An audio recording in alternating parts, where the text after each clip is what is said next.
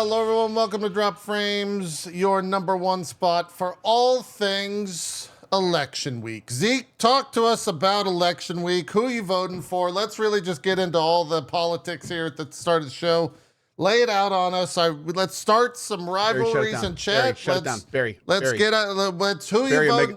Let's talk about policies. Code Omega. I think we're winning. Barry, shut it down. Shut down, Barry. Shut down.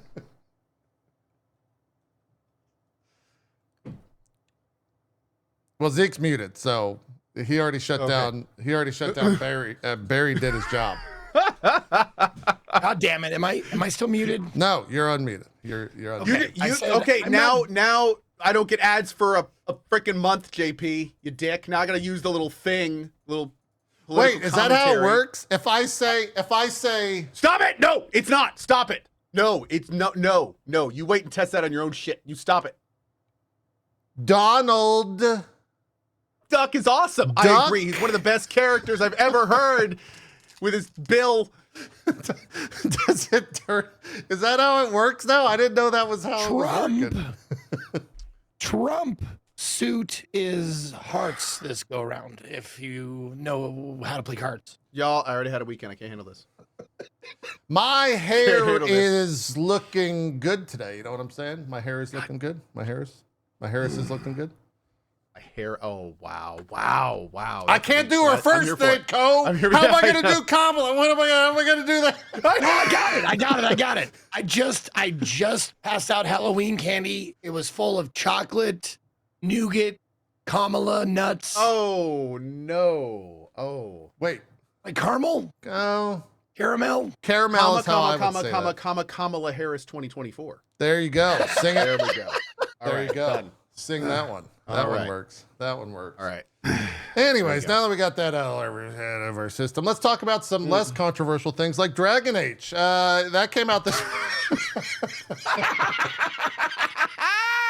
Oh, it's gonna be. Damn it, we're off to a start. Yeah. It's gonna be a show. No, it's funny that you guys mentioned that because I do a mom call every week. I call my mom on stream and she was pissed about Dragon Age 2.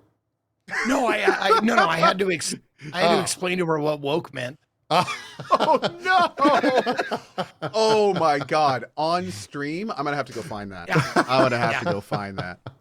No, I tried your to be mom diplomatic is a about it. saint. Like I can only imagine how that went. That's funny. That's funny. I tried to be diplomatic and factual as much as possible about it without, putting in my own. I mean, it's difficult to not put in your own like opinion when you're talking about something that's so charged like that. Is political. Like just the word is immediately taking a side in some ways. Yeah. Sure. Yeah. For a lot of people, it is. And I tried to explain it to her the best I can. I think I did a pretty good job, honestly. There you go. That's what happens. Co, you went camping. How was grass? I did. Did you like it? Did you touch it? It was honestly like some of the highest highs and lowest lows in recent memory. So first of all, it was so there's this, we're not near, but not far from a lake.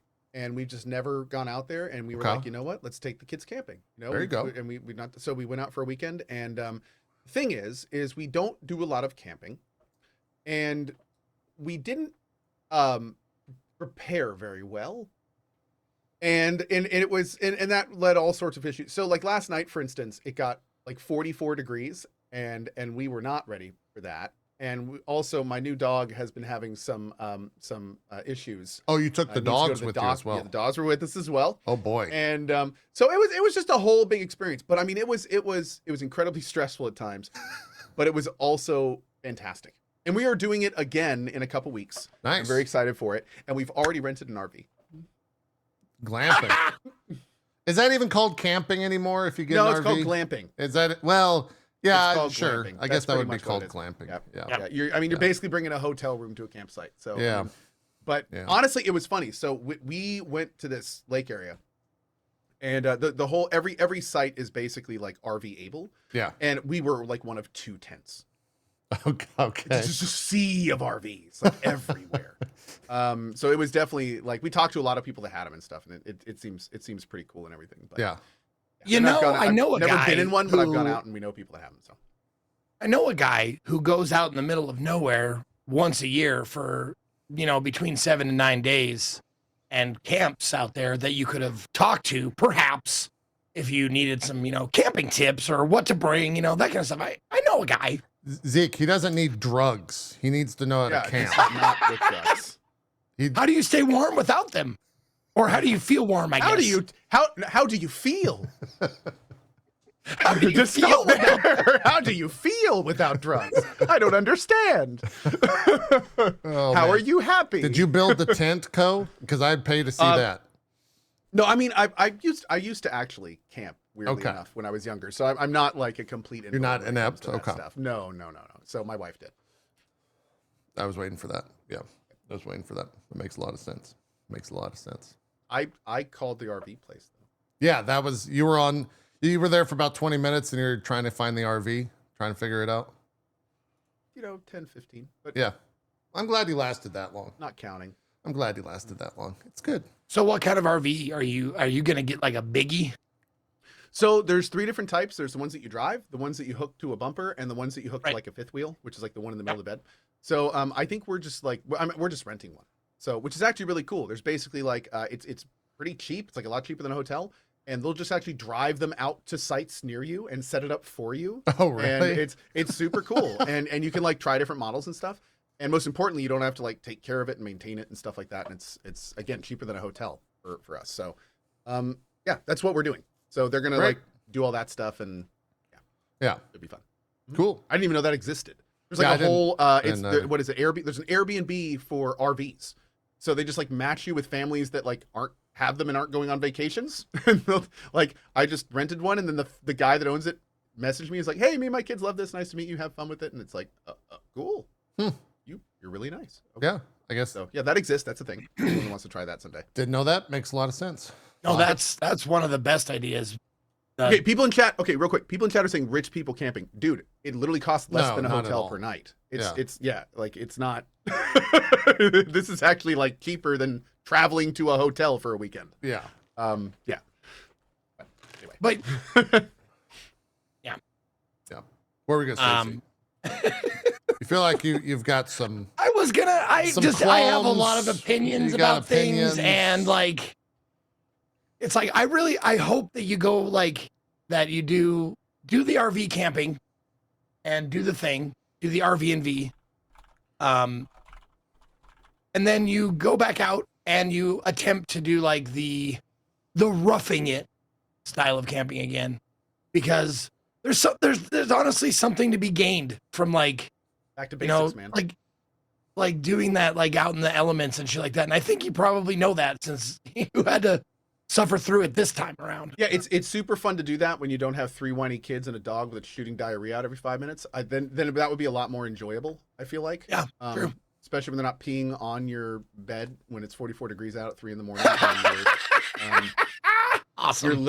You have no blankets left that aren't peed on, but you just have to endure and persevere.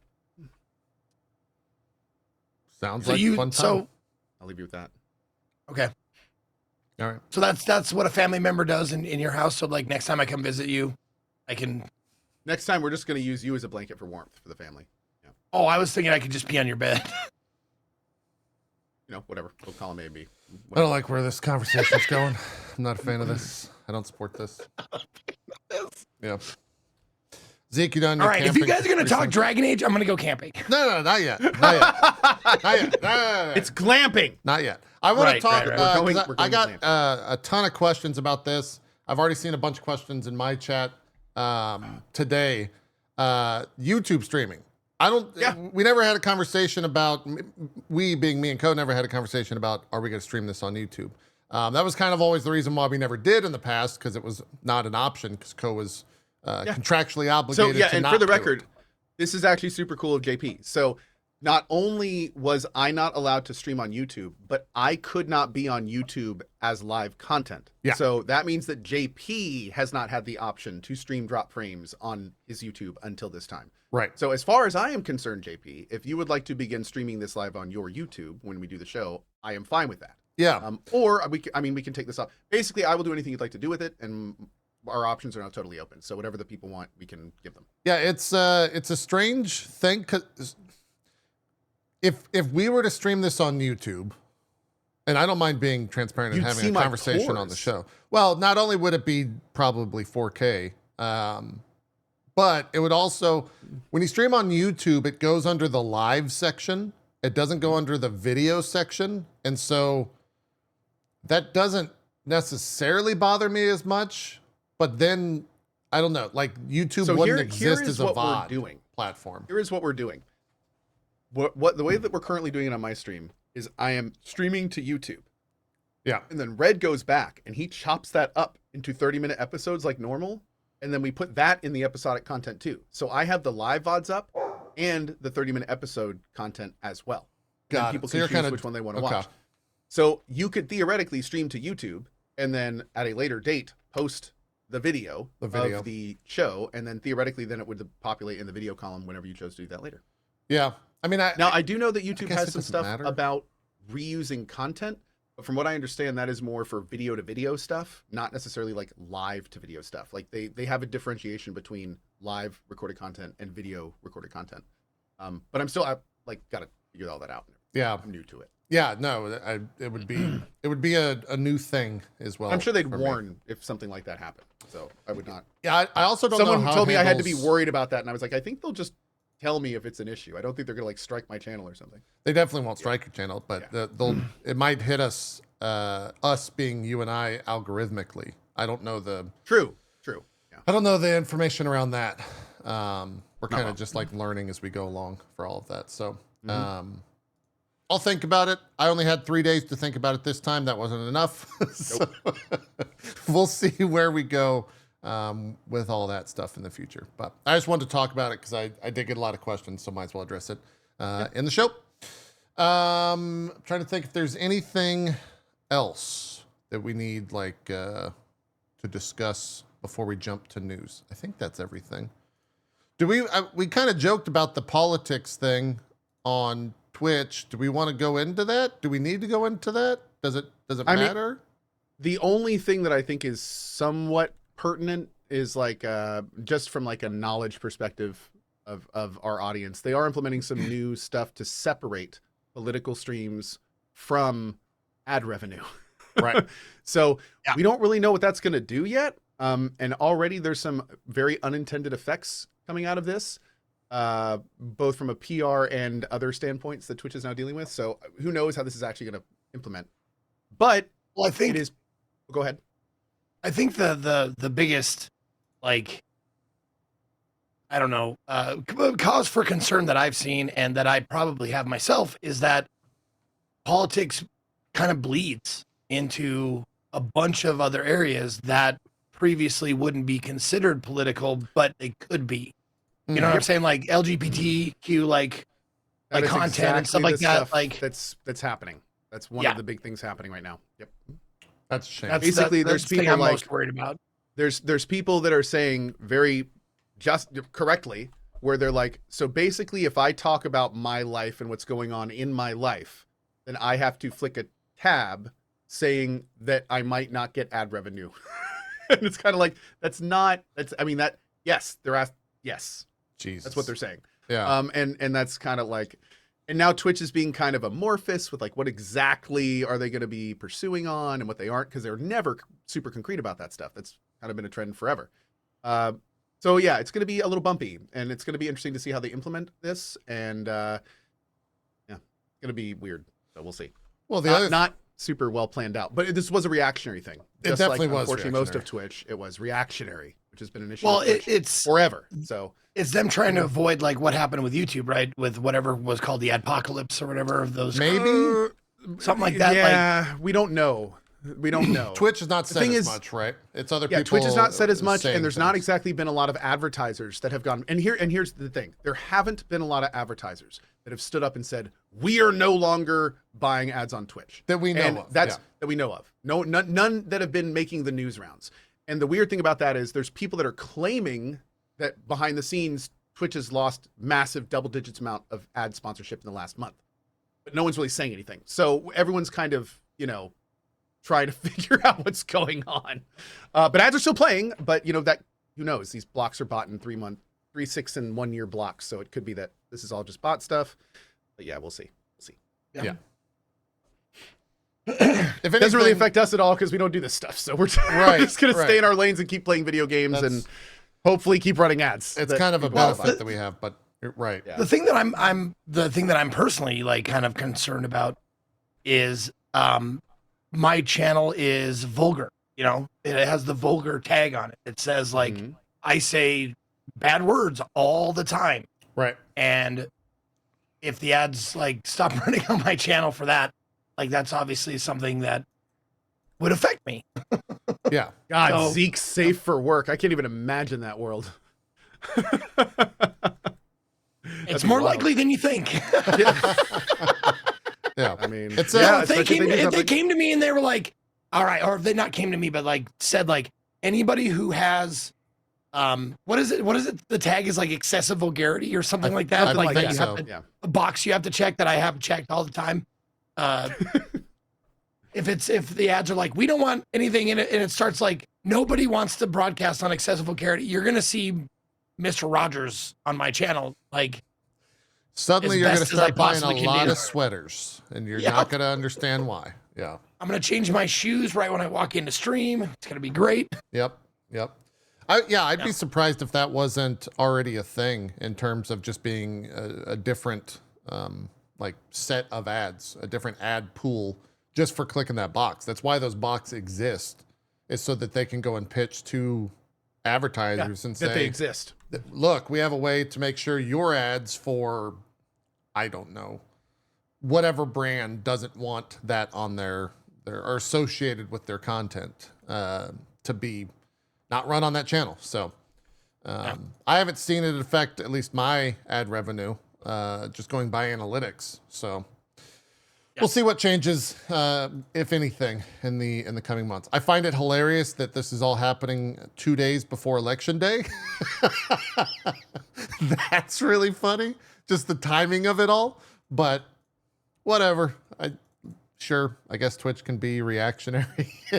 Point says, I thought all publicity was good publicity. Not anymore. That is no longer a phrase that counts. We live in the age of canceling, and we live in the age of similar practices. So is all news good news? Or what is it? What's the old phrase? All news is good news? No, these days, absolutely not. That is not how it works anymore. That phrase is dated.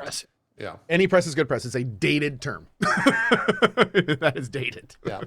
And if anything, I would say it's actually beneficial because Twitch doesn't have to tell us that they're doing these boxes, because other websites won't tell you that they're doing these boxes, and you'll find out months later when ad revenue just drops out of nowhere. So I guess we can be positive about that at least Twitch is being somewhat transparent of why they're doing it, even if it is kind of just a nothing burger message. But canceling, is it real? Only you can cancel yourself. You're not wrong.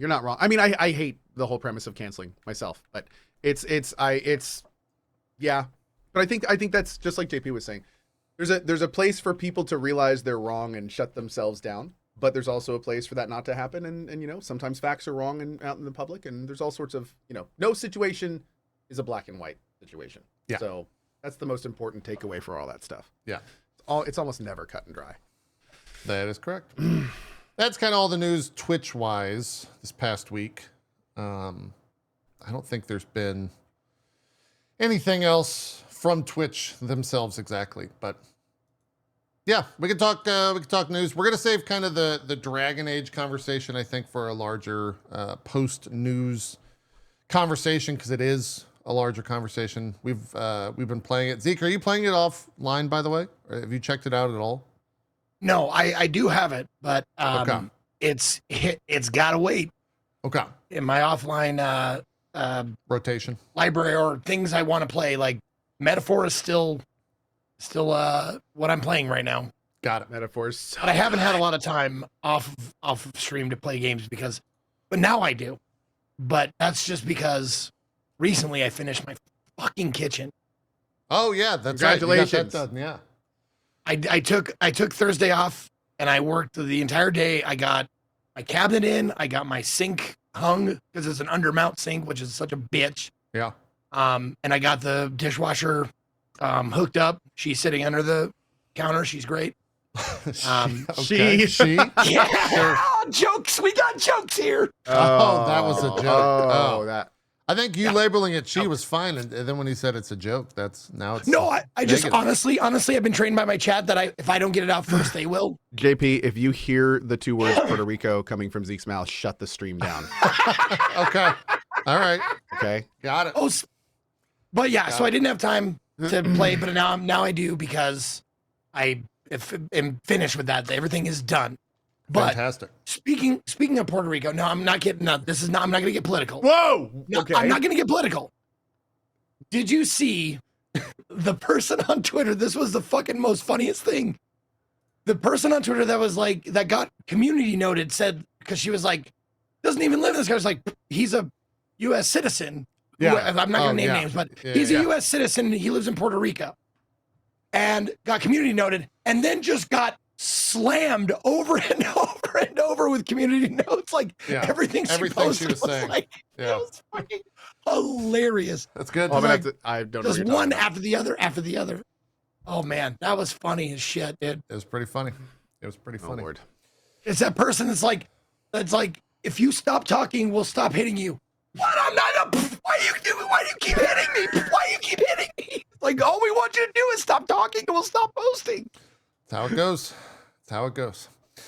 Let's jump into news. Well, it finally happened this past week. We all expected it. We just didn't know when it would.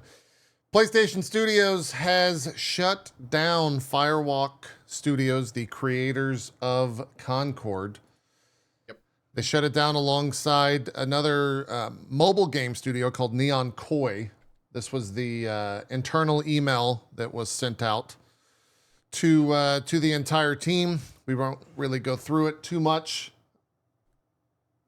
but it is something that I think a lot of people were expecting, and now we have it here. Really sucks for the devs, because we've talked Concord to death. This is it's. I would love for, and they probably can't for NDA purposes, but I would just love for the devs on the game to talk about like why this was even shipped in the first place, because it quite literally made negative money.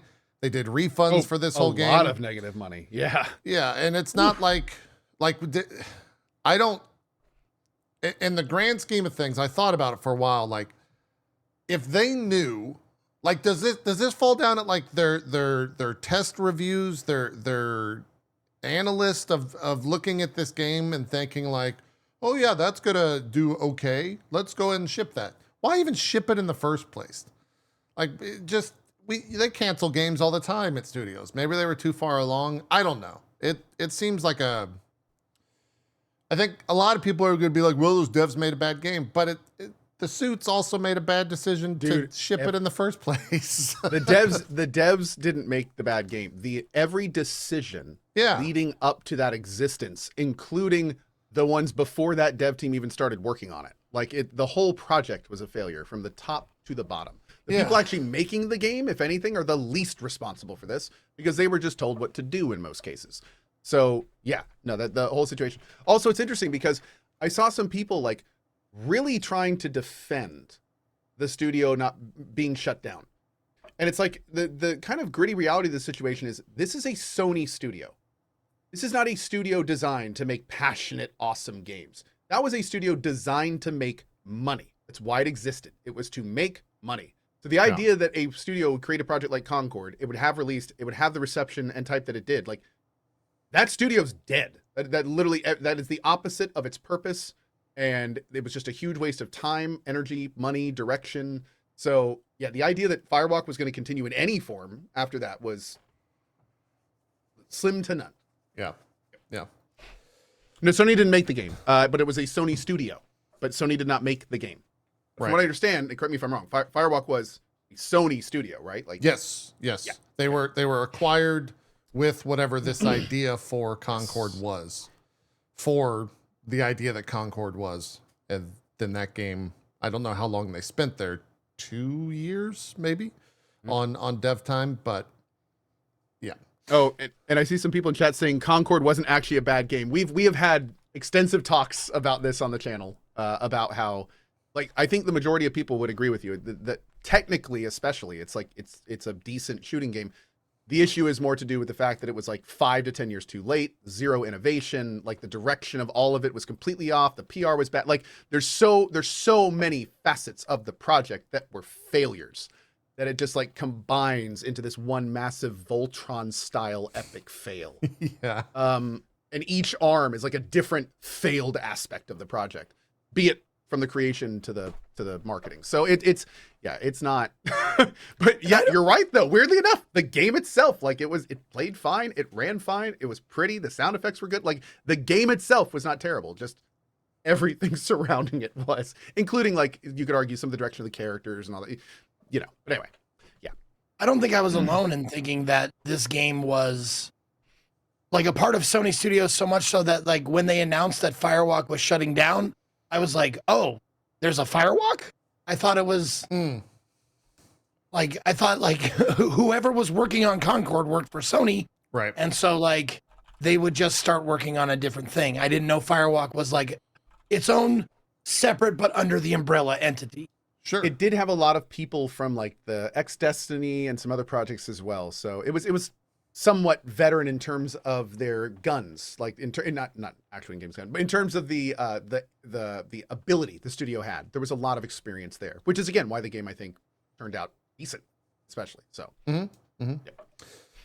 yeah, Herman Holst is the one that sent this email. He's the head of, I think he's the head of he's the CEO of Studio Business Group. So the head of Sony Games, essentially. His comments were regarding Firewalk as announced in early September. Certain aspects of Concord were exceptional, but others did not land with enough players. And as a result, we took the game offline. We spent considerable time these past few months exploring all of our options. After much thought, we have determined the best path forward is to permanently sunset the game and close the studio. I want to thank all of Firewalk for their craftsmanship, creative spirit, and dedication. The PvP first-person shooter genre is a competitive space that's continuously evolving, and unfortunately, we did not hit our targets with this title.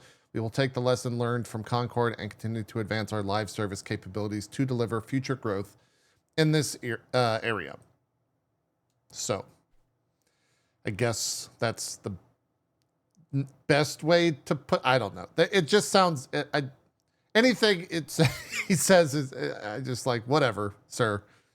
Why did you put this game out? Why did this get greenlit? Was this? We'll never know, right? We'll never know until someone writes a book at it. We'll probably never know. Yeah, exactly. Yep. So, and saying we did not hit our target with how many days it was actually out is very strange to me.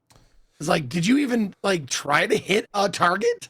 Yeah. Like, was there a target that you were aiming at, or and were like, you just like a lot of yeah, like a lot of people in chat said, Concord was here and gone before they even realized it was out. It was it a week? So, how long? It was like an entire week, and they didn't really promote the release. Yeah. So I mean, there were people hearing about Concord because they heard it was removed from Steam. Right. That's true. And it's like you're gonna say anything about in the time allotted, like well, and then you go, you hear like 2 weeks. Yep. Was it the?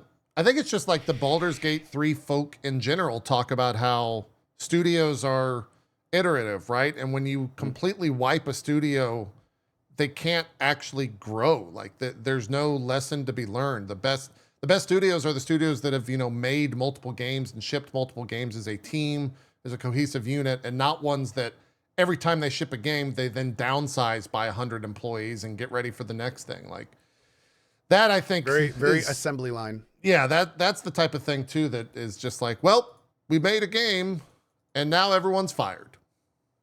So we'll see you guys at the next thing. Like it just sucks. It's weird because there is a bit of industry standard in there. And some of it does make sense, especially for like specific aspects of projects that you may not need in future projects that you like contract out or things of that nature. Right. But yeah, I think I completely agree with the theme. No question. Like, yes, big time. Yeah. Yeah. Just a shitty situation all around. We all kind of, like we said, expected this was coming. We didn't expect that intro though. But we all knew this was kind of coming. Nope. And it's really unfortunate that it did. So That is the end of Neon Koi as well, which we didn't even see what they were making. I think it was some sort of like FPS mobile thing. They were a mobile studio and they got shut down alongside of this as part of kind of like a dual announcement. But everyone obviously was talking about the Firewalk Studios portion of that. Not a good look for Sony in general. There was another thing that came out this week that didn't really have to do with Sony, but I guess it's using Sony's IP, and that was that Destiny mobile game. That thing launched into like closed alpha, I think is the state that it's in.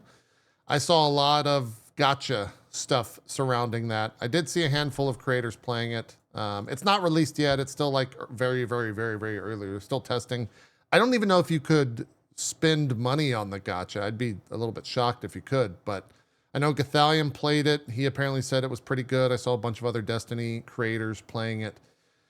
It'll probably make a shit ton of money just because that's what gacha games do, especially if you have it tied to another big IP. I haven't seen how much of the Destiny community is, if that's resonating with the community, if they're like into the idea of that. Knowing that community and how vocal they are, I would suspect they're probably super not into it, but maybe I'm wrong. Maybe the game's really good. The gameplay that I saw did very much look like Destiny on a mobile game, like a mobile 3D graphic type deal. It looked all right, but it's also a little strange to see people like pulling for a 5-star character to play in Destiny because you don't have your own characters. You play other characters that they created in kind of an alternate reality, I think is how they're pitching it. Alternative timeline in the world of Destiny. So yeah, that's still a thing. And you got, it's published by NetEase, but Bungie/Sony own that IP. So they're somewhere. I'd love it if they like that. Just were like kind of upfront, but a little tongue in cheek about it. So like, if you have some quest to do on planet Vegas, or like you have to retrieve the artifact from Caesar's palace, or shit like that. Just like, you have to go and defeat mighty Binions to go like just fucking casino names. It'd be great. Yeah. What else is happening? Remedy talked about how they've recouped most of the development and marketing expenses for Alan Wake 2. So that's cool to see. Glad they're getting close to breaking even on that. Nintendo put out a new Nintendo Music app in the most Nintendo product I've ever seen. I could not comprehend a more Nintendo product than a Nintendo app that plays all of the songs from a large library of Nintendo games, does not credit the composers within the app, and they made like a big thing about it. They're going to add more games to it in the future, and it's a thing. So I don't know what that means for... Are they going to pull stuff from Spotify now? Or are they going to be more DMCA happy on YouTube if you're playing some of this music? Like, who knows what it means for all of that stuff if they're making their own app with Disney music, or with Disney. Jesus, it's said Disney because it's very Disney-esque, but with Nintendo music, it's a very Disney/Nintendo thing to do. And everyone thought it was going to be the Switch 2 announcement. For about 30 minutes, everyone on the internet was like, oh my God, they're going to have some crazy news coming. And then they announced Nintendo Music, and everyone was, a wet fart followed the music. No one was happy after that. So we'll see what else comes from it. I haven't downloaded the app, but I saw in their video that they used. It looks like a 1-to-1 of Spotify with Nintendo Music, where you can choose different games and whatnot. Kind of silly. What else do we got? The 2020. Oh, go ahead. Sorry, that would be the only way you could like get streaming Nintendo Music. Like if you liked like certain Nintendo music games or games, certain music from Nintendo games. Is that the only way you could stream it? Because it's not on any other streaming service, I would imagine. I don't know if Nintendo Music is on Spotify officially. Most people just use like YouTube, right? Because everything Sure. is ripped there. But yeah, I don't think it's on Spotify. But most people just rip it from YouTube. I would be surprised, or rather, I would not be surprised if in the coming months Nintendo starts copyright striking that shit. Which makes no sense to begin with, I guess, because they don't want other people making money off of their IP, even though there's no ads in this app.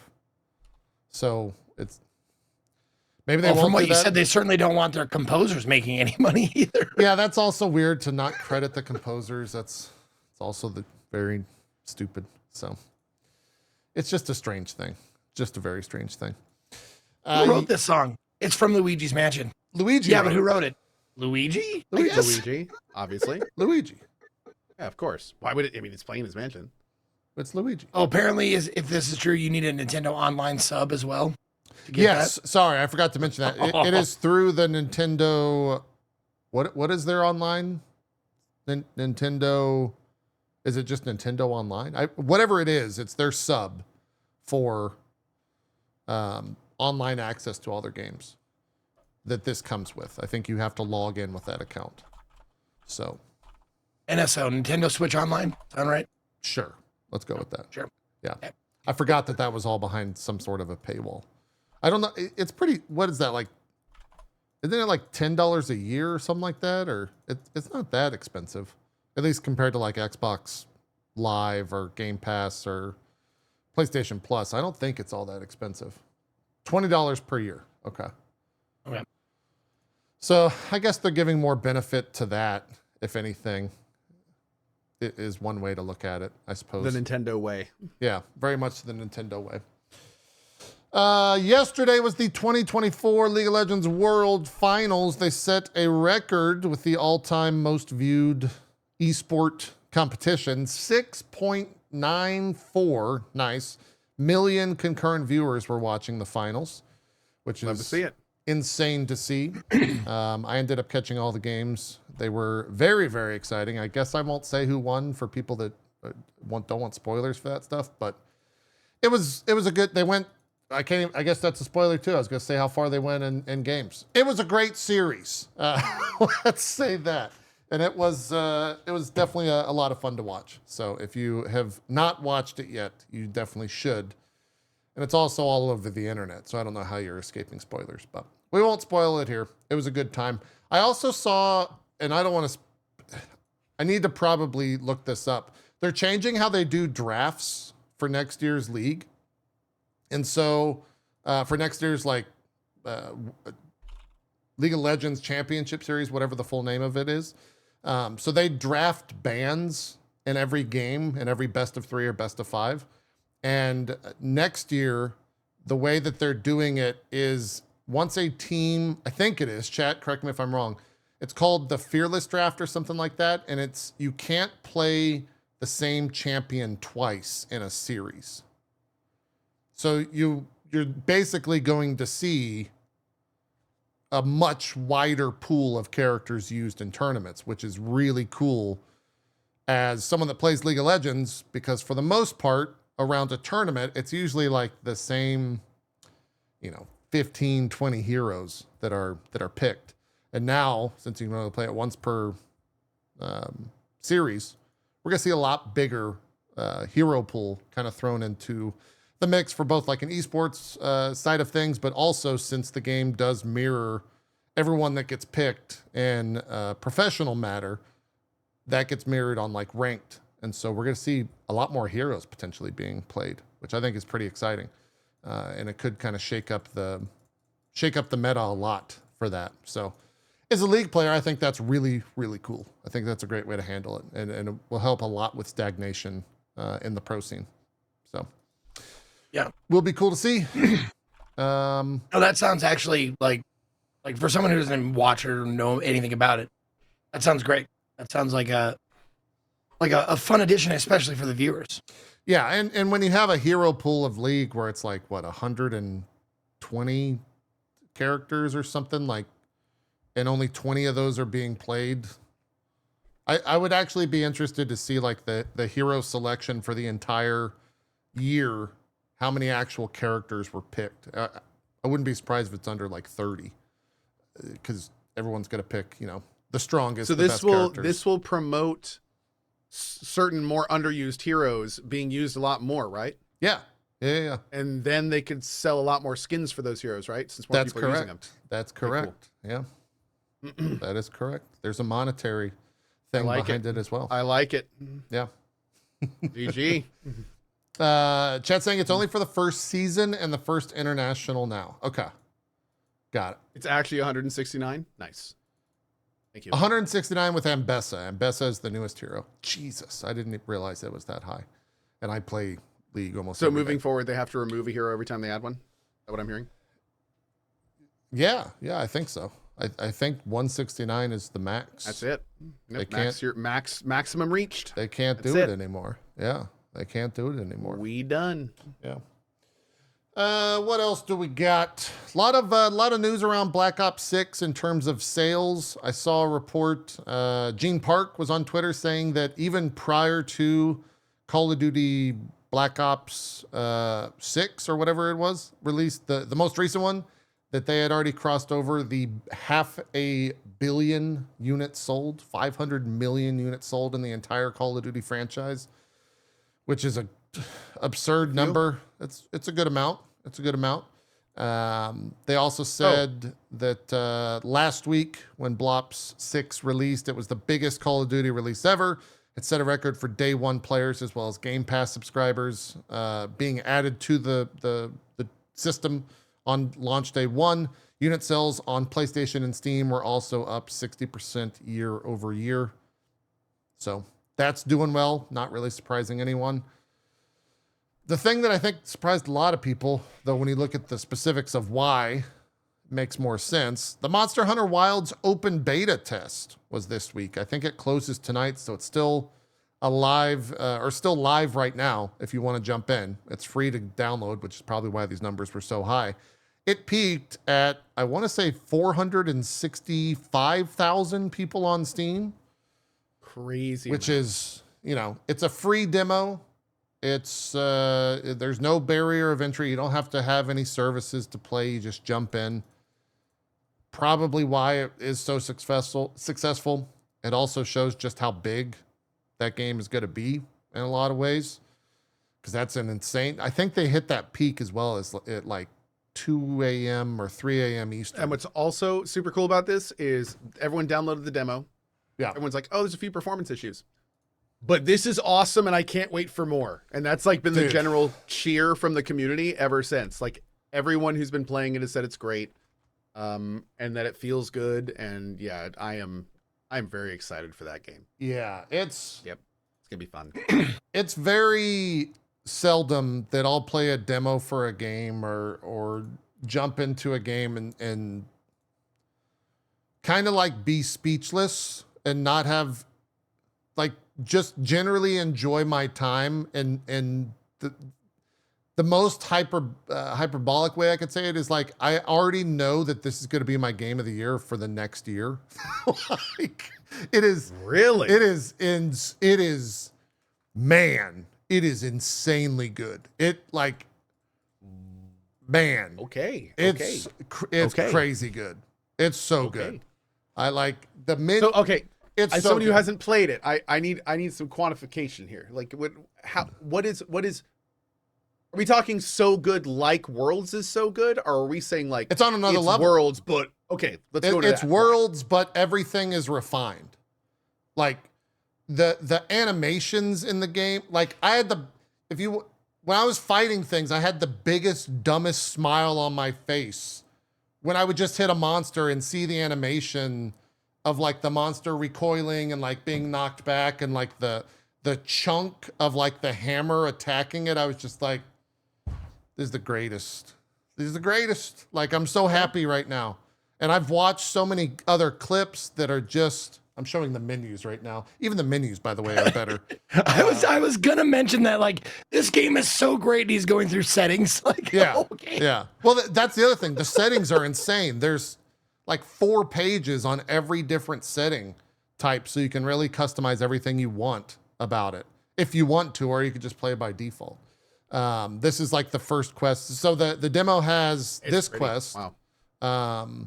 And then once you finish this, there's no crafting in the demo, which is kind of unfortunate, but it's basically like, hey, you're in the open world, the first area, and you can go hunt whenever you want. So there's 3 or 4 monsters. The big monster is called Ray Dow, which they've shown in the trailer. He's like a lightning dragon that kind of has like almost a predator mouth in terms of how it looks. I like it. This guy, I think, is going to be the first hunt in the game.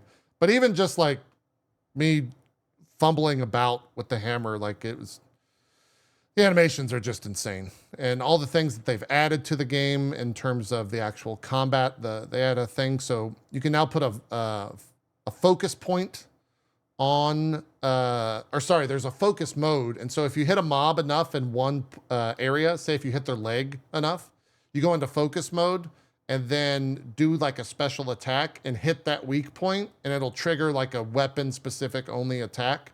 And that just feels fantastic. There's also other ways to apply weak points in terms of just things around the world and different items you can collect that then you can throw at the monster and all that type of stuff. But yeah, it's just like it touches or improves on pretty much everything in little ways or big ways. Yeah. And the animations are so, it just feels incredible to play.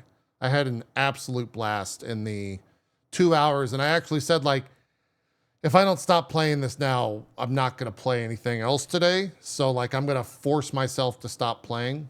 I love that feeling. Yeah. And it was, I think I played for about 2 hours. If you have any, intention to check out or have wanted to check out a Monster Hunter game, you're worried about learning all the systems or anything like that, the demo's free. It's up for about, I think, another 7 hours. Definitely check it out. Man, I got to pick my weapon. I haven't even thought Yeah, about you do. that yet. Well, now you got to pick 2 weapons, because you can have 2 weapons on your character at all times. And it's very easy to swap out. You just press right on the D-pad and your mount comes up and you get your second weapon and you just swap to it immedially. I myself will be using 2 hammers. A huge hammer and a larger hammer. Okay, yeah, okay. Yeah, I'll have. So you 2 can hammers. carry like 2 different weapons of different elemental types. That I don't know. I would assume so. Look at That'd that! be Look at that awesome. move! Look at that new move! Did you see that? That looks fantastic. I saw many I will different say, like video clips of that one move of that. Oh my god! It's so, dude, if you get in a group, Oh, that looks good. when you get in a yeah. group and you see 3 motherfuckers just doing this right next to a mob, you're like, here, let's fucking go. Let's beat this monster's ass. It's the best, man.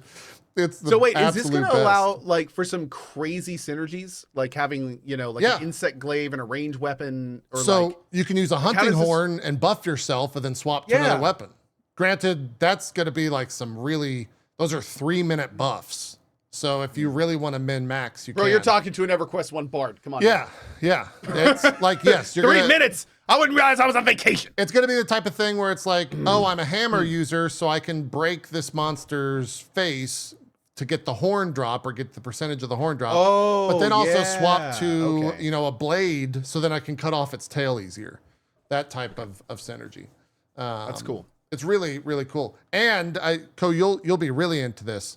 The lobbies are 100 players. Wait, what? Yeah. There will be 100 people per like session. And then I think you could have 16 show up in your game. And then So in I that, could just you can like have start my 4 stream and parties. put like an invite code Yes. on the screen. And Oh, 100 that people is can join. Cool. Yeah. Like We're I'm totally gonna do really, that. really into that. Oh, we are totally going to do that. That is awesome. Yeah. And then Okay. within that, you can have a maximum of 4 in like a party. And then like you'll see, I think, a maximum of 16 people in like the city or hunting around the map, I think is how it's handled. So, love it. and it's full crossplay. So Oh, even PC can play with PlayStation, which can play with Man. Xbox. Go get So, them, Capcom. Damn. They're crushing it, dude. yeah, like dude. it's, Jeez. it's gonna be a big game. It really is. I cannot wait until it's a thing. Capcom's Elden Ring. Yeah. You did mention at the start of this, If you have a low to mid performance PC, Yeah. well, let's hope they get it fixed by launch. Oh, okay. Okay. Holy I was gonna mention I shit. saw the clips of like the like the res down monsters and stuff, like Dude. looking like Minecraft, like It is. Oh no. It is the type of thing where I hope that Capcom makes it an actual setting to play the game like that. Because call it VHS mode. dude, it is. I gotta find some clips. I haven't It seen is any of this. comical. Yeah, if you have any clips. It is comical. Let me scroll down here on the subreddit was going crazy. There's also super crazy stuff. So you can like cook out in the open, but also the monsters will attack you. And so there's clips of people that are like cooking, and then they like hold up the steak, and then Ray Dow's like lightning gun just strikes, and they go flying off the screen. Oh, I love it, dude. Super awesome stuff. Oh, and love the character creation is also I've incredible. seen Julia's Twitter. It's incredible. The character creator is absolutely stellar. Okay, hold on. I'm having to scroll a lot. They were much more top of the Reddit, but yeah, look at this animation for the great sword. They have like a clash that they do where you can basically like, I guess it's a parry or something here at the beginning of it, and it just, they have like that swipe move, which is incredible. If you have a shield, I think, Dude, or the a block. greatsword looks great. Yeah, if they have a shield or a parry or something like that, you can like clash with the monster, and you're basically like holding it at bay type deal. And I don't know if it's a button prompt or if it's a button mash situation, but I don't get that as Hammer, so I'll probably have some sort of thing. You just hit them harder. Yeah, I just continue to hit them harder. Man, where are all these? I'm having to scroll real deep in the Oh my. Everyone's just posting their favorite characters. Luke Arkia says Hammer actually does have a counter. Oh, it does. Okay, I didn't know Well, that. there you go. I was not aware. Thank you, Luke Arkia. Yeah, I only played for like 2-ish hours yesterday. Everyone's just posting their characters. Show me the funny shit, man. I've seen more than a couple times people talk about focus mode, and that if I looked correctly or understood it, it's so you can more easily focus on like body parts of Yeah, the thing if you want to like cut off its head and tail, yeah, arm, tooth, whatever. Definitely like that. That's cool. yeah. Okay, this one's pretty good. Hey, Cletus, what's up, buddy? Offset attacks are a move that you can, as they're attacking, like a counter hit in fighting games. Power clashes are from guarding a monster a lot. Oh, Or power okay. clashes are from guarding a monster a lot. Cool. Okay. Gotcha. Then offset attacks are a little bit different. Nice, dude. Got it. Okay. Oh man, so it sounds like there's a ton of cool new mechanics in there. This one's pretty good. Don't cook near explosives. No way! The fire actually, that's awesome. Yeah, that's That really is good. fun. That is actually It's just like- amazing. it's just like the best type of stuff that I cannot wait. I cannot absolutely wait. Here's some. Everyone wants to see the cooking scenes. Here's someone doing. I think it's so it actually shows the foods and the cutscenes that you put in there. Oh. But he's cooking out in the wild, so I think he's about to get.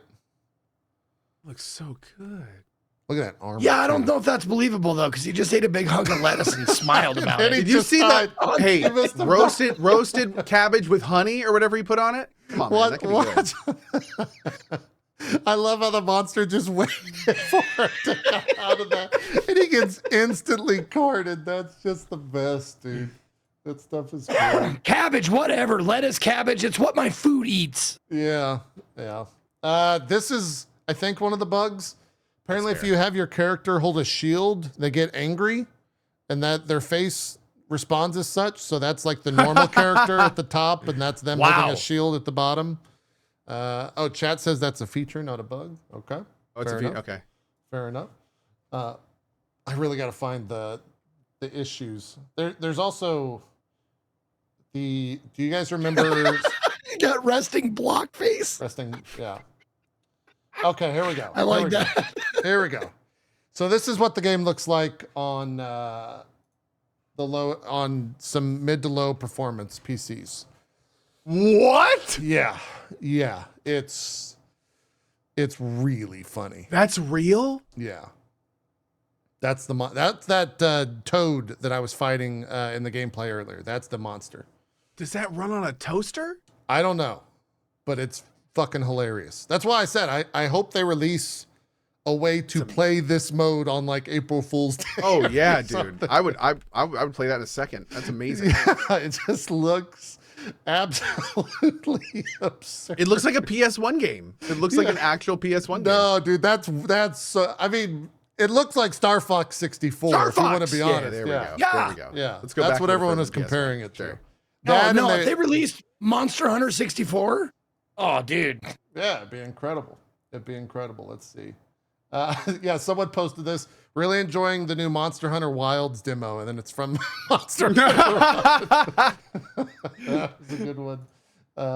Let's see if I can find some. There's also the cutscene stuff where the game has, I guess, more of a focus on a story than in general. I don't know. There's always been a little bit of focus, but the cutscenes for that are weird. This is that Ray Dow monster, the lightning monster. Looks like an origami bird. It's just. Oh, that's incredible. Yeah. It's Elkin absolutely Jar from your chat incredible. posted something from Twitter that said, like, it looks like you're fighting a Cybertruck, and it really does. Yeah, the Tesla Cybertruck, yeah. Yeah. Well, it also just goes to show, like, the community's having fun with it, right? Like, Wow. Capcom's already addressed it and know that it's an issue. So hopefully they can fix it by launch, but let's see. I want to see if I can find, oh my God, someone made Yondu. Holy crap, that's really well done.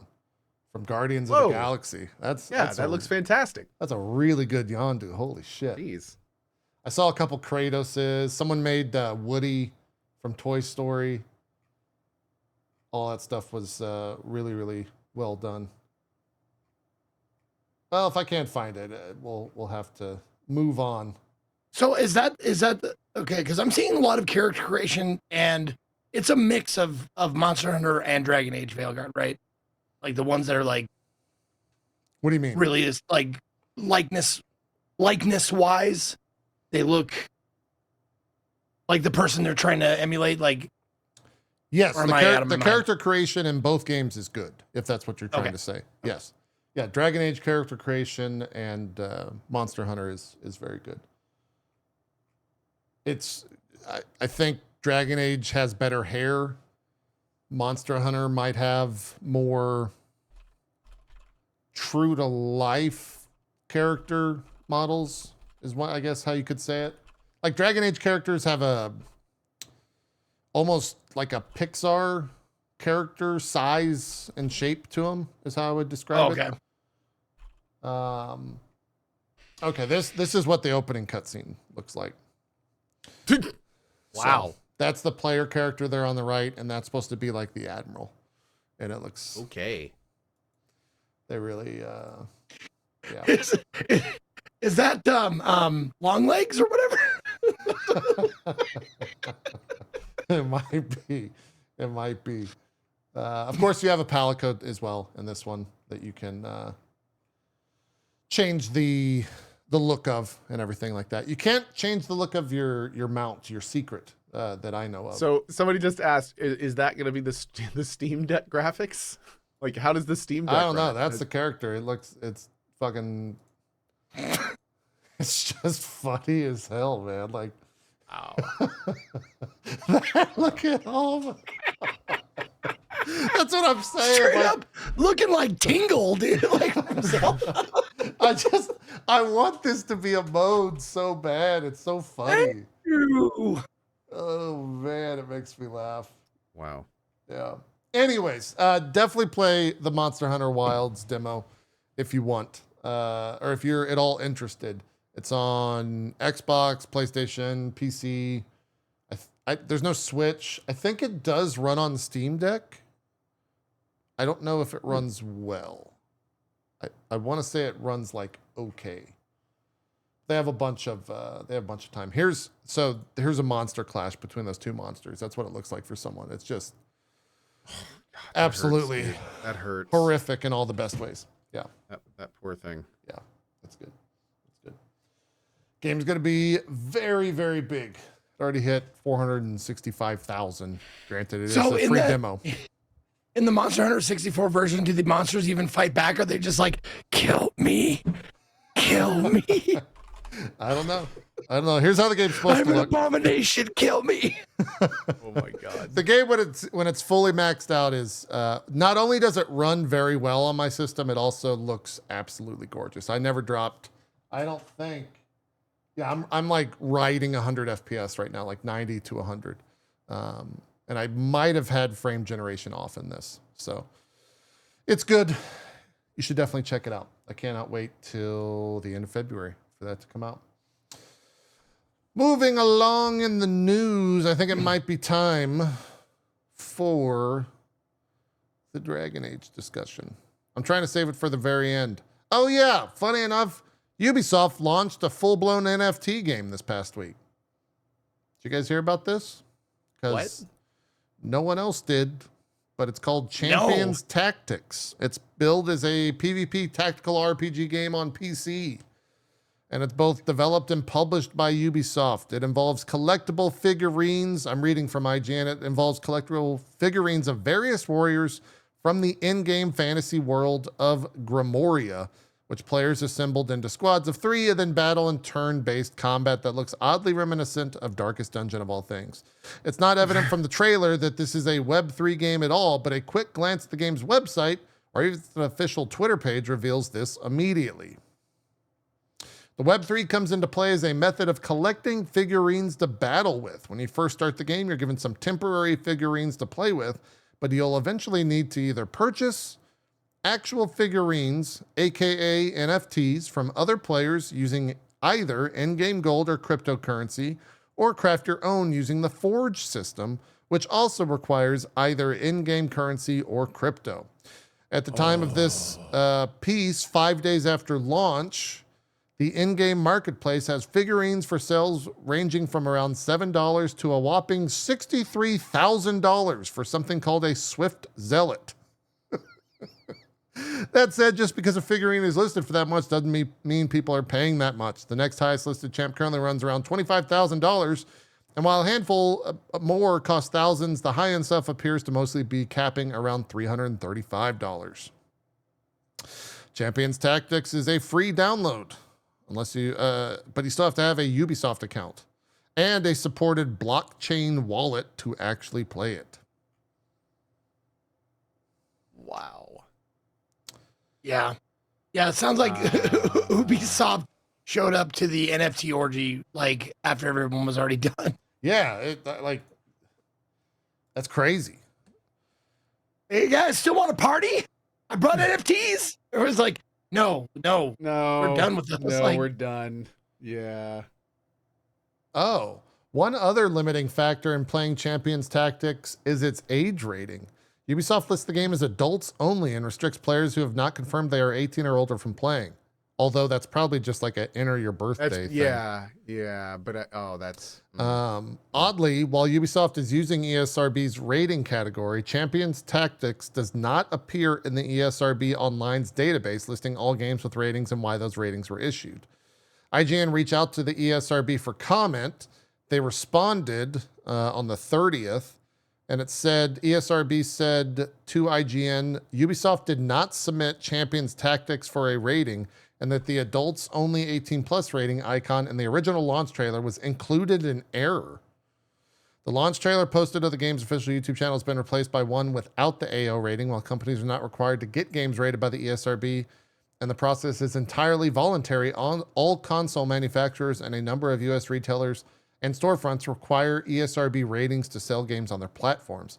Champions Tactics is currently only available via Ubisoft's website, meaning it's able to skirt this issue. Great. Okay. Well. Yeah, that's... Love skirting. Not skirting. How, what? It's the type of thing, like, how do they, with everything going on with Ubisoft, how do they just like, let's just push this out there, guys? Man. That's... Well, I mean, you shovel shit long enough, eventually you're just like, yeah, I got a little in my mouth, no big deal. Whatever. just put more shit. It doesn't matter. That's wild. That's wild. Hopefully it doesn't do well. I have not heard of any like Web3 NFT related thing video game wise do well. But maybe that's just because people are ashamed to say that they bought that shit. I don't know how it goes. Could be. I have no idea how that works. It just seems really, really silly.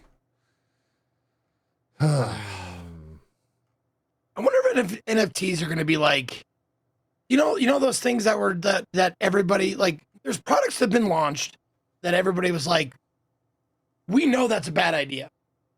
So like I'd just say Crystal Pepsi, for example, if you're old enough to remember Crystal Pepsi. Sure, yeah. Of course. There were people who were like, this is going to be a bad idea, and so I'm going to like save some Crystal Pepsi bottles because it's going to be like, look at this terrible thing, or new Coke, or whatever, like shit like that. I wonder if people are like collecting NFTs and going like, remember NFTs? I still have a couple of those. Remember Surge? I still have a couple of cans of Surge. I don't know. It's wild. I don't know how they, knowing how those companies work and the fact that people are actually monitoring sentiment around the company, how does that like get pushed from Ubisoft? Like, and how does the cost or the money generated outweigh the like sentiment hit, or like what the fuck?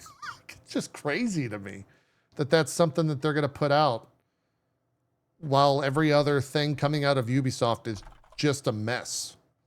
And they've delayed Shadows now till February, and that's a fucking mess. And that thing's, I don't have any, I'm speechless on it. Boggles my mind. Absolutely does. I hope that game does not do well. That's actually one game I hope does not do well. I wish evil upon you. I am rooting for its demise. It's one of the only games I've ever I curse you. I curse you. I Shame. really do curse you. Shame. Shame. Shame. It's just a fuck that game, man. I just imagine some dude at like an airport terminal playing the game, and JP's behind him, just shame, shame. It's wild, man. Shame. Absolutely wild. Crazy. It was 6 days ago, but we haven't discussed it here. Path of Exile 2 has been delayed 3 weeks. 2 thumbs up. And that is exactly how I haven't looked in a lot of the places, but I haven't seen a single person been like, boo. Everyone's like, okay, great. We'll play it when it's Path out. of Exile delay. Yeah. 2 thumbs up. Yeah. Message announcing it. 3 thumbs up. Oh, okay. Like, okay. man, dude. Like that was one of the better delay announcement videos I've seen. Like Yeah. he was like, it was staged in a way where it was like every question you'd have about a delay, he answers. And then he even has like an emotional perspective. He's basically like, okay, here's the deal. Here's what happened. Here's why we delayed. Here's explaining more why we delayed. Then he goes as far as saying, I am personally taking accountability. Like, don't look at the team. If you want to blame somebody, blame me. I am the person you blame. It was my decision. And then he ends being like, we're sorry. I'm sorry. It stresses us out, but we got to do it right. And thanks for waiting. And it's just like, wow. Like that's like a boilerplate on how to do this right. And so many companies get it wrong. So it's so refreshing to see it done right. The only thing I would say is, do me a favor. Go ahead. Do me a favor. Make me his third thumb up. Wait. Okay, wait. Make you Ko's third thumb Yes. up? Hold on. Yeah. Move him over here. Quick. Perfect. There we go. Good job. There you go. I thought it done. was worth it. Okay, it was worth it. Thank Well you for done. that. Thank you. That's that quality content you're here for, everybody. Yeah, green screen. movie. But anyway, It's the only reason why I'm still on the show, guys. the TLDR is that I liked where PoE2 was. I liked where they were going, but this encounter has definitely been like, wow, these guys know what they're doing. This is awesome. Yep. GG. Yep. Very impressive. I echo everything you said. I haven't seen anyone in the community be like, fuck GGG over this. I've seen other comments about like PoE2 not affecting PoE1 and that whole thing, but More Yeah. importantly, from what he is saying in this video, there is an alternate universe that's spun off into existence the second before they hit post video on that and decided to actually delay it. And that universe was the one where they tried to force it. They didn't let us know that there were problems with the databases. And then we all logged in on day one and everyone was randomly missing things and things weren't combining right. And it was a huge cluster under the PoE umbrella. Like that was a reality that could have happened that they staved off. So yeah, this is a much better timeline. Yep. They posted this right afterwards saying now that we can actually start hyping it up after talking about the release. It's all the unique items having unique 3D and 2D art, and like it's stupid how much like dopamine for me that is just seeing that. So I think that game's gonna be just fine. I think it's gonna do just fine. Oh, I think they'll be just fine. My only issue is that it comes out December 6th, right when Marvel Rivals and Indiana Jones comes out on the same exact day. So Yeah, the Indiana Jones one's going to be tough. yeah, that game's previewing very well. That game's looking awesome. Yeah. They had a bunch of people come back and basically say that it's like funnier than Wolfenstein in a lot of ways, but it's also Hitman-esque in terms of how you can use the environment to kill people or knock people out. I don't know if Indy kills. Indiana, he definitely kills people, but they never like show him killing people, I guess. Yeah. I'm pretty sure he arced a dude. Yeah. He's definitely, well, okay, yeah, I guess that's true. I guess that is. he shot 3 Nazis that were standing in a line with 1 bullet. Yeah, he kills people. Oh yeah. But they never Hey, like he show the shot- blood. He shot the sword guy. Oh yeah. Yeah, he sure Yeah. did. Shot him right in the face. He definitely shoots Yep. people. You're right. Shoots people. Indiana Jones, known murderer. That's true. Yep, should be arrested. Yeah. But it's okay because he flies to other countries to do it. Ah, okay. He's what we call a murder tourist. Fantastic. He is a murder tourist. Murder tourist. Yeah. I like that. Hard Indiana to say. Jones, raiding tombs, known murder tourist. It's a thing. Sure. Yeah. I think that was his third movie. Yes. No, the best one though was the Indiana Jones and the Tour of Murder. Murder tourist. No, it's the Tour of Yeah, Murder. that's it. Oh, the Tour of Murder. yeah, That's and right. the tour of murder. Yeah. And the City of Death, I think is what it was called. Uh-huh. Uh-huh. Pretty sure that was it. That's how that goes. Yep. One of his best films. No, What were we going to say, Zeke? lest we forget, the best one was he punched a big, strong, bald dude into a prop of an airplane. Sure. Yeah. I'm trying to think though, Let's did not they forget show that. blood in any like No, the I blood think- spray? Oftentimes they hold on. just show the splatter, but I can't I was remember. going to say Indiana Jones movies were PG-13. Yeah. Yeah. No blood from bullets. Okay. That's a line, I believe, in that. Yeah. Got So I don't think there was any, like even with the shooting the guy, he just fell over. Like Mm. so. Yeah. Yep. Phasmophobia has now sold 20 million copies across all platforms. Yes, blood did get removed, monkey brains, blood for the air. Okay, anyway, There was still talk bloody about that another scenes. time. Yeah. Yeah, it's fine. Yeah. Huge shout out to the Phasmophobia devs. 20 million copies is wild for any game, let alone, I think that game launched in early access, or maybe it launched 1.0. It's been out there for a while. Yeah. It seems like they continually update it too. So people are enjoying that. Yeah. At least 20 million. of That them game, have. it's super fun. Yeah. I really enjoyed my time with it. Yeah. I want, not really news. Do you guys remember that game Exodus? I think it was it was either at the Game Awards last year or it was at Summer Game Fest that Matthew McConaughey came out and talked about how he's a part of the company or whatever that's making the game. I think they have some like Mass Effect folk on it as well. They put out I some. remember the announcement. Yeah, they put out some weird trailers where they're talking like McConaughey does the voiceover for it, and it sounds very much like the stupid car thing, the stupid car trailers. They're just weird. It's just that game's looking very strange. I think it's called Exodus. They have the Awakened Bear trailer, and it's talking about how there are a race of bears that have been mechanically and I guess cybernetically enhanced. And it's just McConaughey talking about their culture. And then at the end, he has like this tagline that he says in every single one of the trailers. What the fuck? It's very strange. I thought that was his tagline for a second. I forgot. What does he say at the end? You're like, and he's got a tagline in every trailer. What the fuck? He says, Oh, really? Wow. Get him, McConaughey. What does he say? He says, I'm CC Orlev, yesterday, today, and tomorrow. That's how he ends every video. Oh, the timey-wimey in it? Okay. I guess. Yeah. I wonder if the bears are all different iterations of him or something. Well, no, he says there's like 4 trailers from the company, from Exodus. The company's name is Archetype Entertainment, and the game is called Exodus. It's very weird. I saw that stuff and was just like, what? I wonder if we see that again at Game Awards. And God, like 33. When is Game Awards the 7th or the 17th this year? Hold on. It is the 12th. So I was off completely. What is that?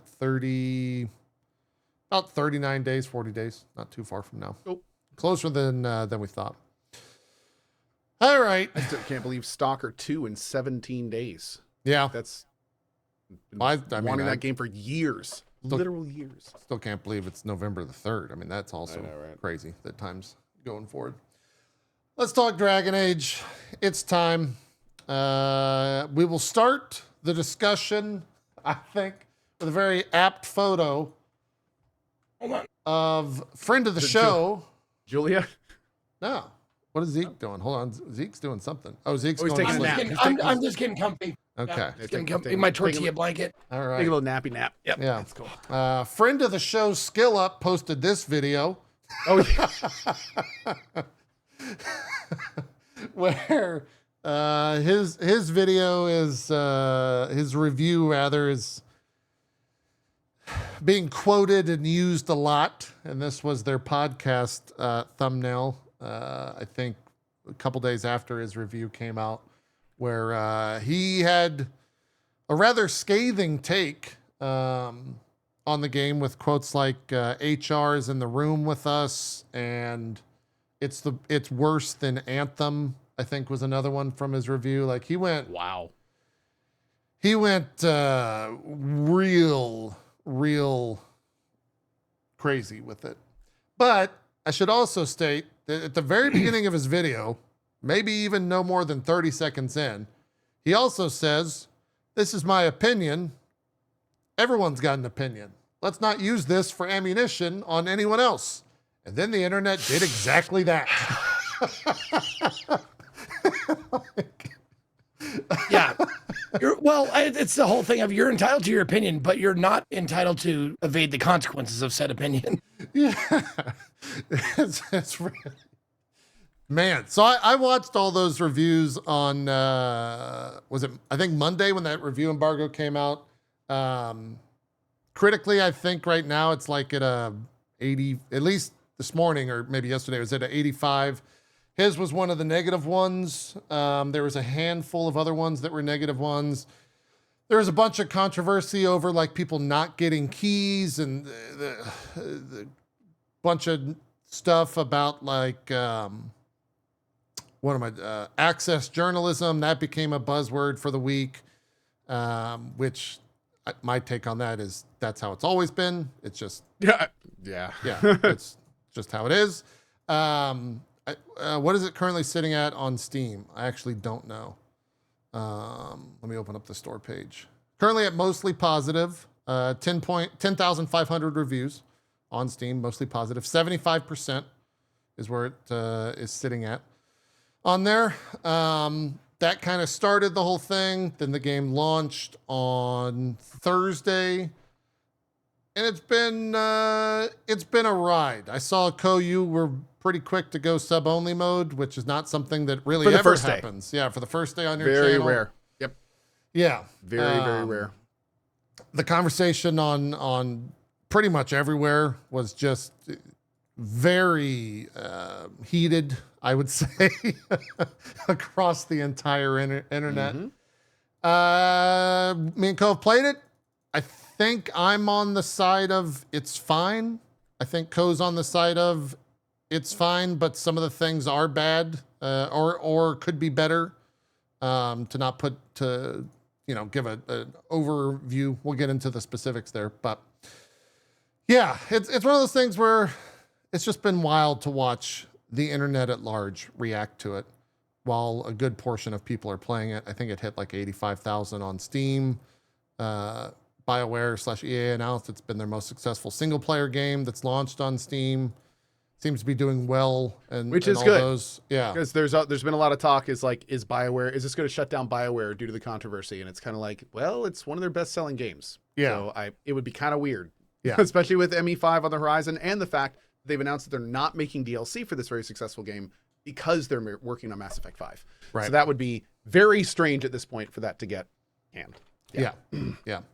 I think we should also state Co is very much a Dragon Age lore aficionado. We did a full playthrough Dragon of everything. Age Origins is one of my favorite games of all time. Yeah. And there's so many things I love about that. And my love of that game has carried me through the other games. And although I strongly prefer the style, type, and environment of game that DAO is, I'm still along for the ride in the Dragon Age universe, understanding it's not what it was and will never be. So that's my perspective on it. Okay. Yeah. And I come from the perspective of I've been around the Dragon Age games. I've definitely played them before. I wouldn't say I'm like a lore nut. I watched a recap video. So it's topical, I guess, would be my interest in Dragon Age. But yeah, I'm enjoying it. I think there are criticisms about the game. I think that the biggest one right out of the gate is probably the dialogue. That's what most people are focusing on. I would probably describe, but at least the take on it that I agree the most with when it comes to Dragon Age Veilguard's dialogue is that it's very YA. It's very young adult in terms of its writing. Yep. And I'm like, it doesn't bother me. It's not the type of thing where I like moan and groan while playing through it. If anything, I laugh. Well, I mean, as a weeb, that's like part of your arsenal is young adult. Well, not as a weeb, but I will say, you can make a lot of comparisons to anime writing without like offending an entire thing. You know what I'm saying? But not as a weeb, because I'm not a weeb. You know what I'm saying? I can't say that as a non-weeb, but if I was a weeb, that'd be insulting myself. You know? I love it. Yeah. I mean, my chat says, did JP just awkwardly admit that he's a weeb? No, I never said that. I said as a non-weeb. I said as a non-weeb. It's a great thing that we don't record this show. How are we turning Dragon Age conversation into a conversation about me being a weeb or not when I'm clearly not a weeb? Because just like the Dragon Age discussion, it's facts over opinion. God damn it. JP, I didn't want to have to spring this on you, but JP, your weebness has affected my life in the following ways. First of all, I want to say we love you, and we will support you no matter what you do. Will you agree to go to treatment today for your weebness and admit that you have a problem? JP, we've been dealing with this for a long time, man, and I didn't want to have to do this live on air, but it's become a problem for all of us, man. We just can't keep going like this. JP, are you going? You should sit down and let him finish, JP. JP, we all love you. We're all friends here. I am not a weeb. Stop. You got to not say it right now, Zeke. Say it, or I'm gonna reach across. Ollie's pissed. You've upset him. His weebdar is going off. We can't. All right, anyway. Is Ollie's the Weebdar? Oh, speaking of, so. show us your statue, your new 2B, if you can. I can. It will take me a second. Hold on. If it's a hassle, don't worry about it. I thought it'd be like within arm's length at all times. Oh, Zeke, it weighs 80 pounds. I can't pick it up. Are you fucking serious? Yeah. Wait, what? What is it? What kind of statue is this? I'm moving. I'm adjusting my NDI camera. Then I will pipe it into. Okay. So you can put a camera right on it, because of course you can. Yeah. Let me just let's do that. Oh Lord. Let's bring this in here. Let me do this. NDI source. We do a little. No, I've always wondered what the line is. Like, when do you go from like I enjoy anime to being like weeb? Like, that's the line. What's the line? The line is episode 312 of One Piece. Actually, funny enough, it's a pretty like you wake up the next morning and you've got a body pillow next to you of your favorite girl VTuber, and it's all downhill from there. There you go. When you Yeah. That's cool. Yeah. Wow. It's a live 2B right there. That's 80 pounds. Yeah. Well, I mean, that's a camera lens behind it. That's a remote to the left of it, just so you can hear all. I I'll show also you recently scale. got a statue like that, and it's funny. You went the weeb route, and I went like the opposite route. What is like the it. opposite of a weeb? That would be Titus, the lead from Space Marine 2. I believe he eats weebs for breakfast. I think that's his normal nutrition regimen as a Space Marine. I think they actually eat weebs. Like, So a green- big, green. strong person in a giant suit of armor fighting a Space brood of aliens that... Are you describing the Absolutely. like, And Neon again, Genesis basically, Evangelion, or like no, hey, Mobile Suit Gundam, you or shut up. No, anything like that? this is Like- completely separate. This is not, what, how dare you? Oh, it's not. It's okay. Okay, I thought you were describing something completely else. Are we gonna have a problem?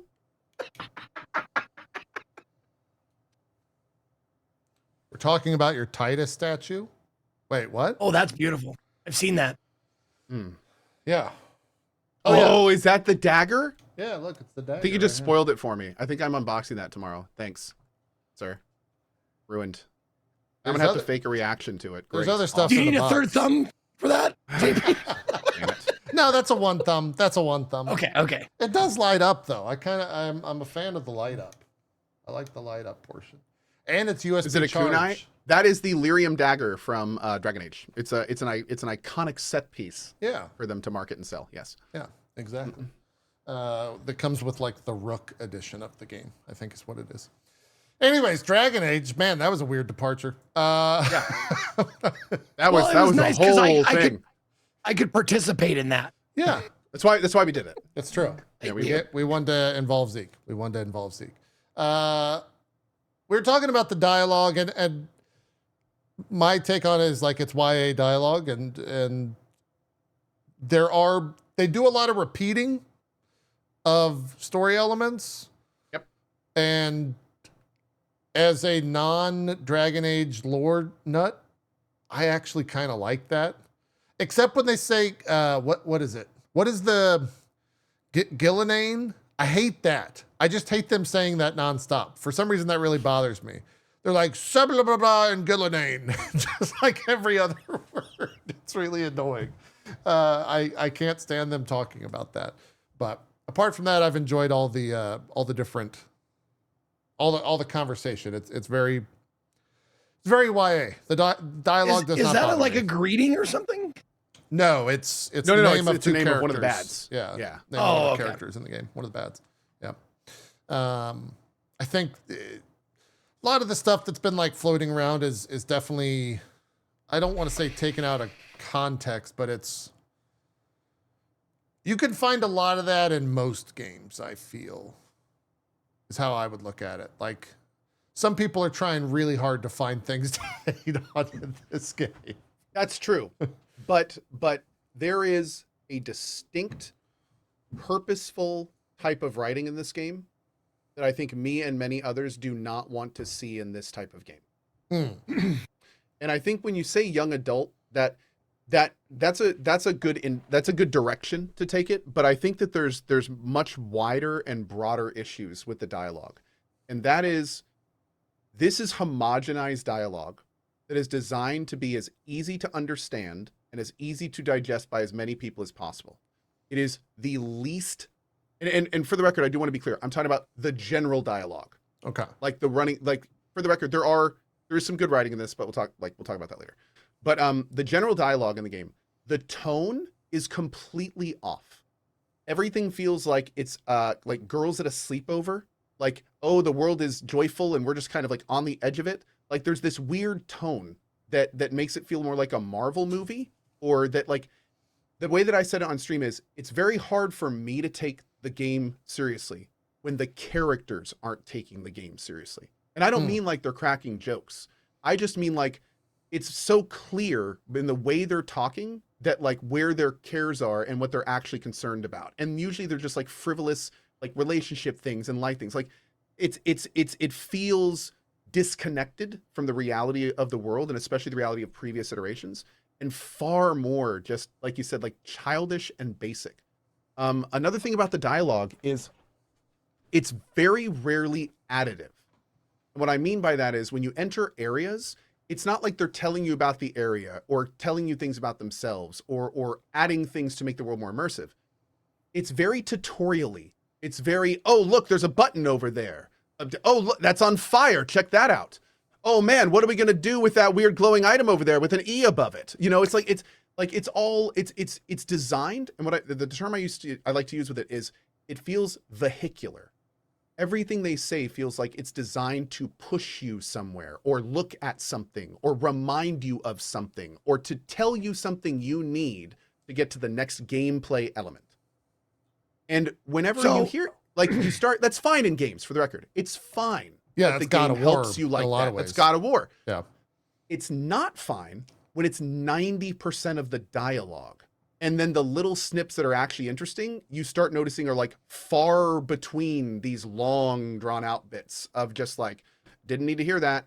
Didn't need to hear that. Like, that wasn't very, like, I know I'm on fire. Thank you. Oh, I know I'm being attacked by a ranged target. Thank you for the notifier that I'm being attacked by a range. You know, it just gets to be too much. And it feels like, again, I'm supposed to be the leader, Rook, of this like organization defending the world. They're treating me like this is my first adventure, and like, and holding my hand everywhere.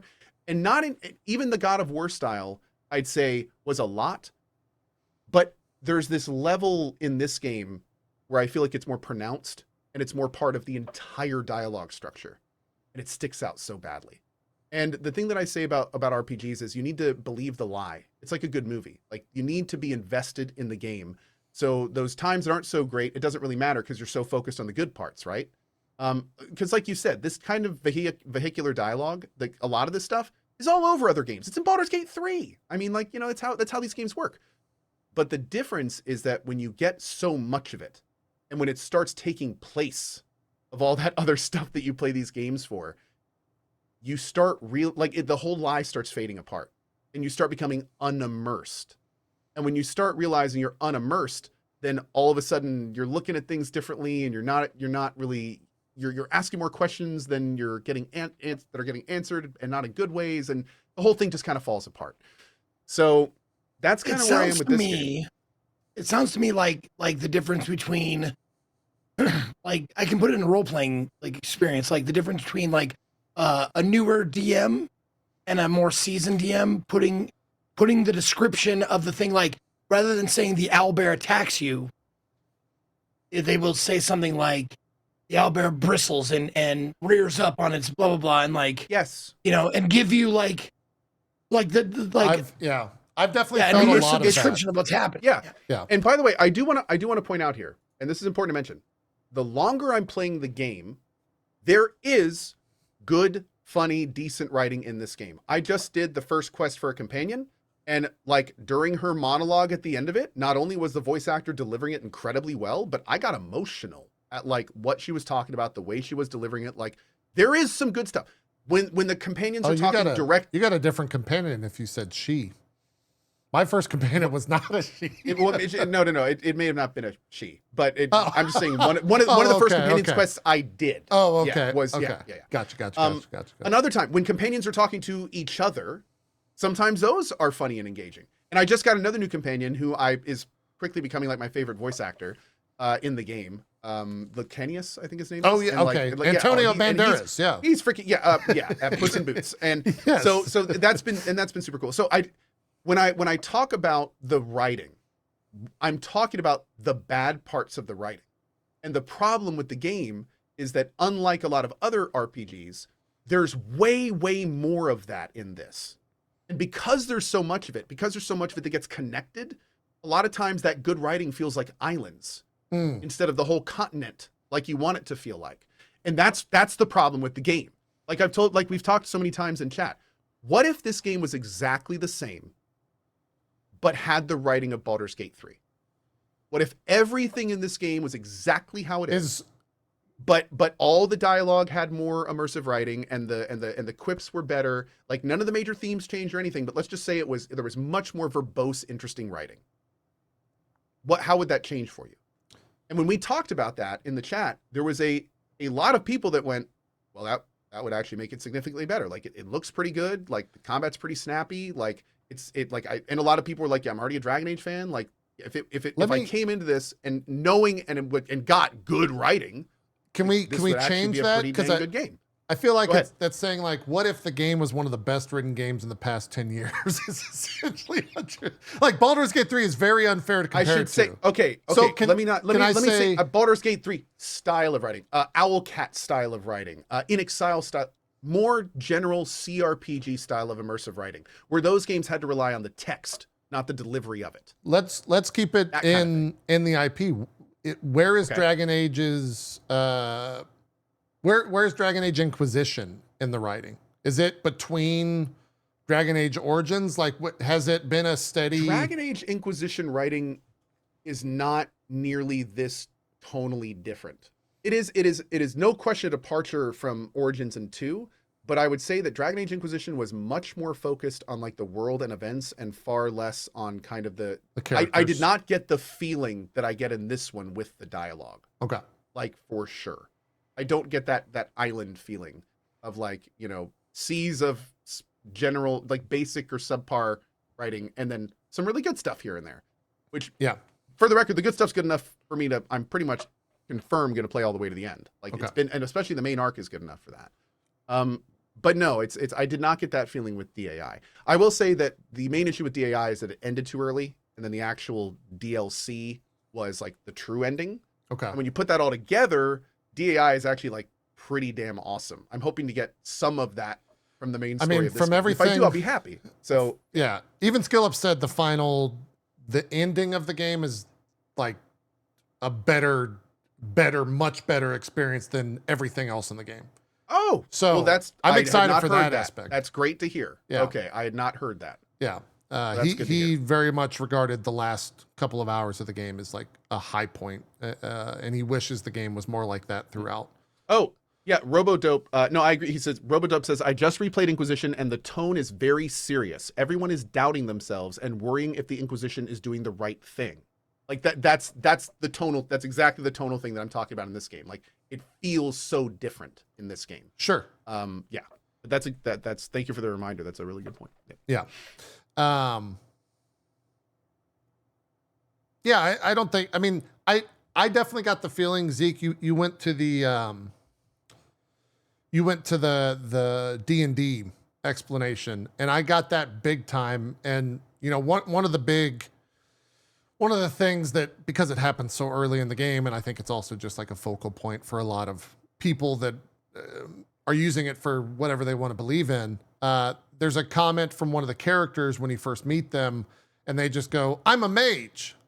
And it very much felt like it was someone brand new to Dragon Age, brand new to D&D, introducing their character to a group for the first time. And so I'm getting the D&D stuff of like first-time D&D player vibes, as someone who's played with a lot of first-time D&D people. So that's not lost on me, and it's definitely a shared feeling. I'm like, I think you might be a little bit further in because well, you didn't stream yesterday. I'm like 8 hours in, 9 hours in. I'm 10ish. Okay, you might be a little bit further than me.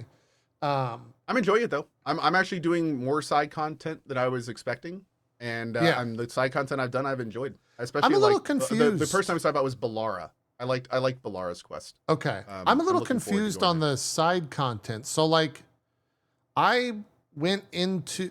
Is it spoiler to say where the hub for the side content is? Crossroads? Yeah, I guess I don't. Okay, I'll yeah. just say it. There we go. Okay. I don't know if that's a spoiler or not. Anyways, the Crossroads stuff, like, are you just supposed to wander around out there? So because that's what I've been doing, and I'm just like, this is what it looks like.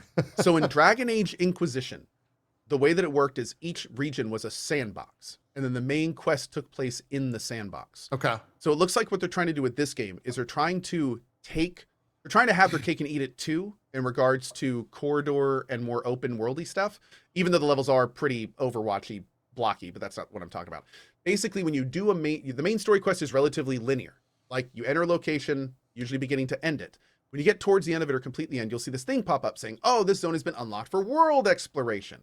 And at that point, if you go back to it, that's when you do the side quests and the area quests and stuff like that. So basically, they've kind of split it a little bit from DAI to where now, instead of having like the semi-open world main story kind of overlapping, you do the main story, and then if you want to, you go back to the more do what you want, go where you want to do thing. Got it. Okay. Because at least I think so. I'm still experimenting with the system. I went to the Crossroad world and just I want a T-shirt that says "Co says go where you want to do." There you go. Go where you want to do. That's a good right. tagline. Do where you want to go. Yeah. So I started walking around the Crossroad stuff, and I was there for like 3.5 hours, just kind of meandering about, and like there were some quests that I was completing where it's like, get 5 of these things, and it's like 5 relics or something like that. All of those areas are generally like in DAI, they're just big quest areas. Okay. So what I'm doing is kind of like, whenever I get side quests for those areas, I go in and do them, and that seems to be working really well. Yeah. That way you're not like double. I did one area and ended up having to just go back and do it all again because I got a quest in it. So yeah. One thing I will say that I don't know to say they failed is the best way to introduce it. But if you were hoping that you weren't going to see the remnants of a games as a service, I feel like they failed at that. I can load into those levels and very much be like, I understand why this boss is here in the middle of this thing without very much introduction, because they probably expected people to farm this level and farm that boss because he was going to drop something. Or the way that the levels are like structured in terms of the narrative and the flow of it. Like, it doesn't bother me. It's just that I can see the remnants of that within the game. And so for people that are looking for like that Dragon Age experience that is not that, if that's going to bother you, it's very much apparent as someone who does play those games. I will say this. What is hilarious, though, is that DAI, in lots of ways, was a single player MMO. Yeah. So now we have this like weird situation where like first they had the single player MMO and now they have the single player live service game. Which is funny. So it's kind of like, yeah, it's just kind of like, here we are. Yeah. Well, and I think that leads us right into a conversation about the loot system, which for all intents and purposes is mobile game loot. Like it is the structure of mobile game progression when it comes to loot. Doesn't bother me, but I can definitely see people looking at that and thinking like, this fucking sucks. Yeah, it's honestly, like I've talked about many times, that when people ask me how is a looting system and itemization, I go, it works. Yeah, but it's poorly designed. Like it is not an RPG. It's not a proper RPG itemization and vendor and barter system. Like, it's just, there's so much weirdness to it, and it's so streamlined, and yeah, it's strange. It's very much mobile. For those that are unaware, you have a base item, which you can actually upgrade the overall like world state for what a base item is in the game. And that's one aspect of it.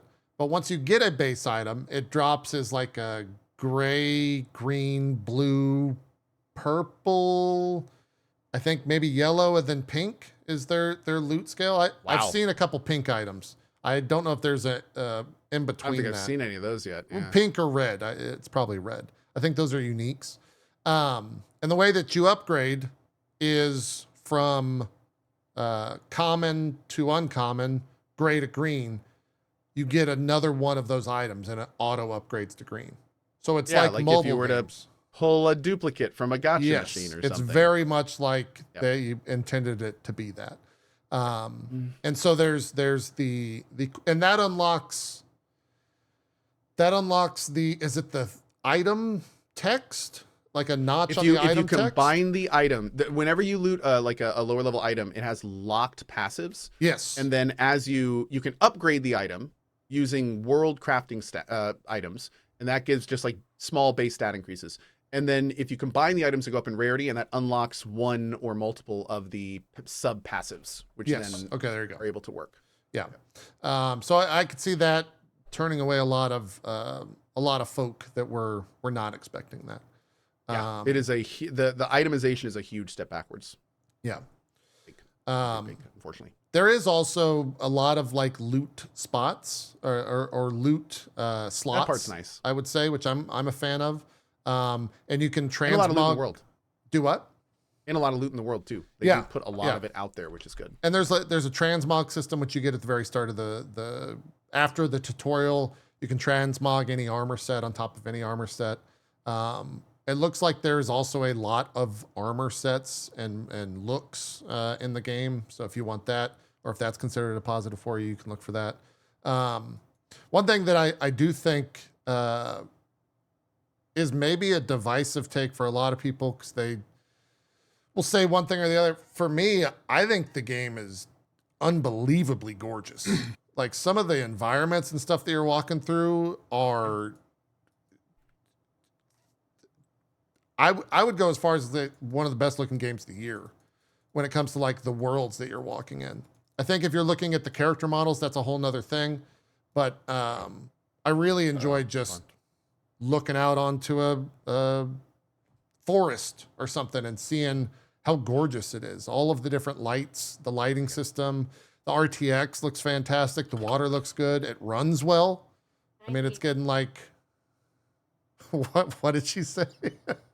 I don't even. What was that, baby? Oh, she said they just witnessed 98% of why women keep men around. Oh, yeah. That's accurate, actually. Yeah, that's true. It runs well. Like I never dropped below 100 FPS at 4K with like everything maxed out. I thought it looks very, very good. Character models and all that stuff, I think that's more a matter of opinion. You either like it or don't like it. I like it, except for the fact that everyone seems like crunched down from like a height perspective. Yeah. The proportions are the people. I'm just gonna say it, the people look weird in this game, and one of the reasons the people look weird is because the world looks so realistic and good, and then the people don't look realistic in the world. So you have this dichotomy to where like look at that. The world is gorgeous. But then you have like these half Pixar, not quite proportioned correctly people in it. Yeah. So, and that completely breaks the realism. So it's kind of strange. It creates a schism. At least it does for me, where it's just like, it doesn't really work. I really wish they would have made them look more person-like and less, I don't know how else to better say it than like Disney, like Pixar. Yeah. They just look like too handsome, too pretty. I don't know how to say it. Well, too clean. Too clean. Yeah, kind of in a lot of ways. Yeah. I mean, it's weird though, because like if you look at Solus, for example, his proportions are very much in line with what they were in the other games. Like he's a taller character in this, and he's a slimmer looking character. But then it like cuts over to your main character, and at least as like an elf, at first glance, I thought I look like a hobbit. It looks very weird. Oh, and people. Okay, so people are saying, "Oh, Cody, the most normal guy." Oh yeah, I'm the most normal white guy ever. I always am. I'm the boring guy. But the thing that I'm not necessarily saying they have to look better. People are saying, "Oh, they don't look good enough." No, I'm saying that they could look different. In fact, maybe they tried to make them look too good. Maybe that's the issue, that they kind of like too hard to make them look attractive or rounded or whatever they did to them. Sculpted, maybe. Yeah. But yeah, it kind of sticks out a little bit when everything else looks so good, I guess. I don't know. The environments are crazy good looking to me. Yeah, I agree. No, as I agree well as completely. the performance, 100 FPS for me, steady. It doesn't seem As to many drop. people have said, I picked a good game to switch to YouTube for. Yeah, To start streaming on YouTube totally. at 1440. It's really. I saw. I guess we're to culminate everything. I saw a really funny comment on. I think it might have been on Reddit. It was like BioWare/EA released a game that doesn't have any major issues when it comes to performance around it. There's no de novo, so you don't have to worry about any of that. It's a $60 game instead of a $70 game in 2024.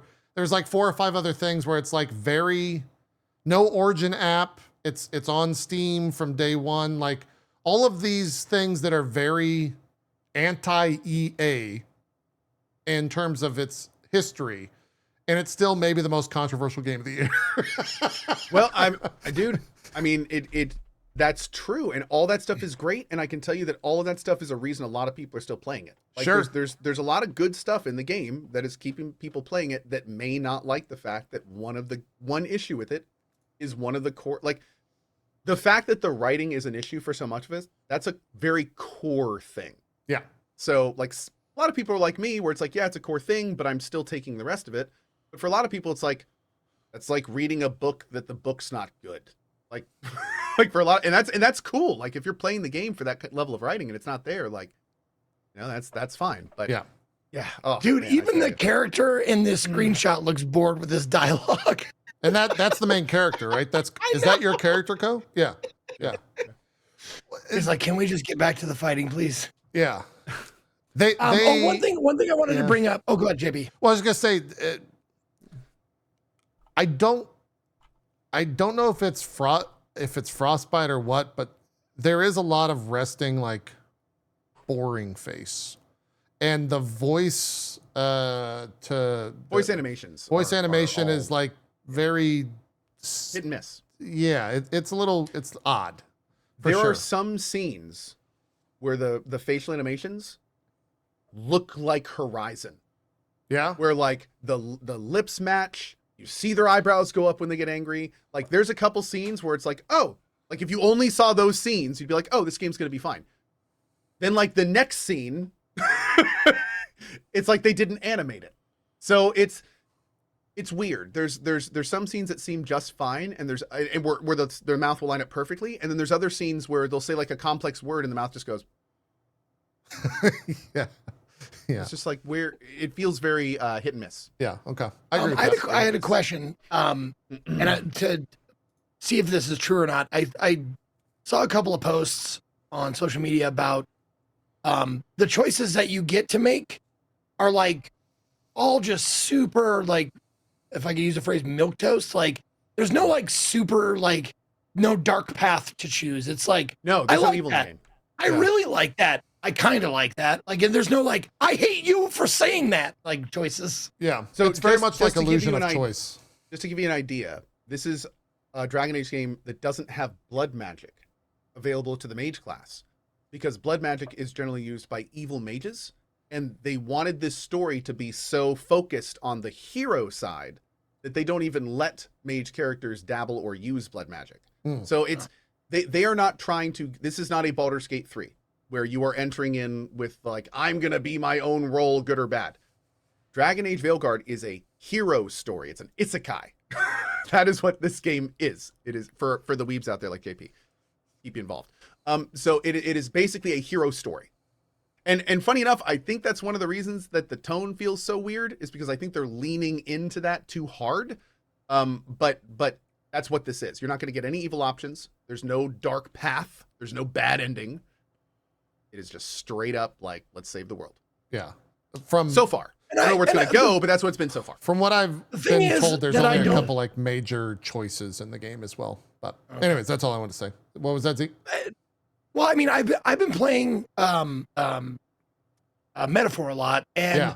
there's not like you There's play an the illusion hero. of choice there. Yeah. There's not like a lot of like, but there are like, at the very least in Metaphor, there are funny options. Like, are there those in this where you can say something like snide or sarcastic or snarky or something? There are, but it's.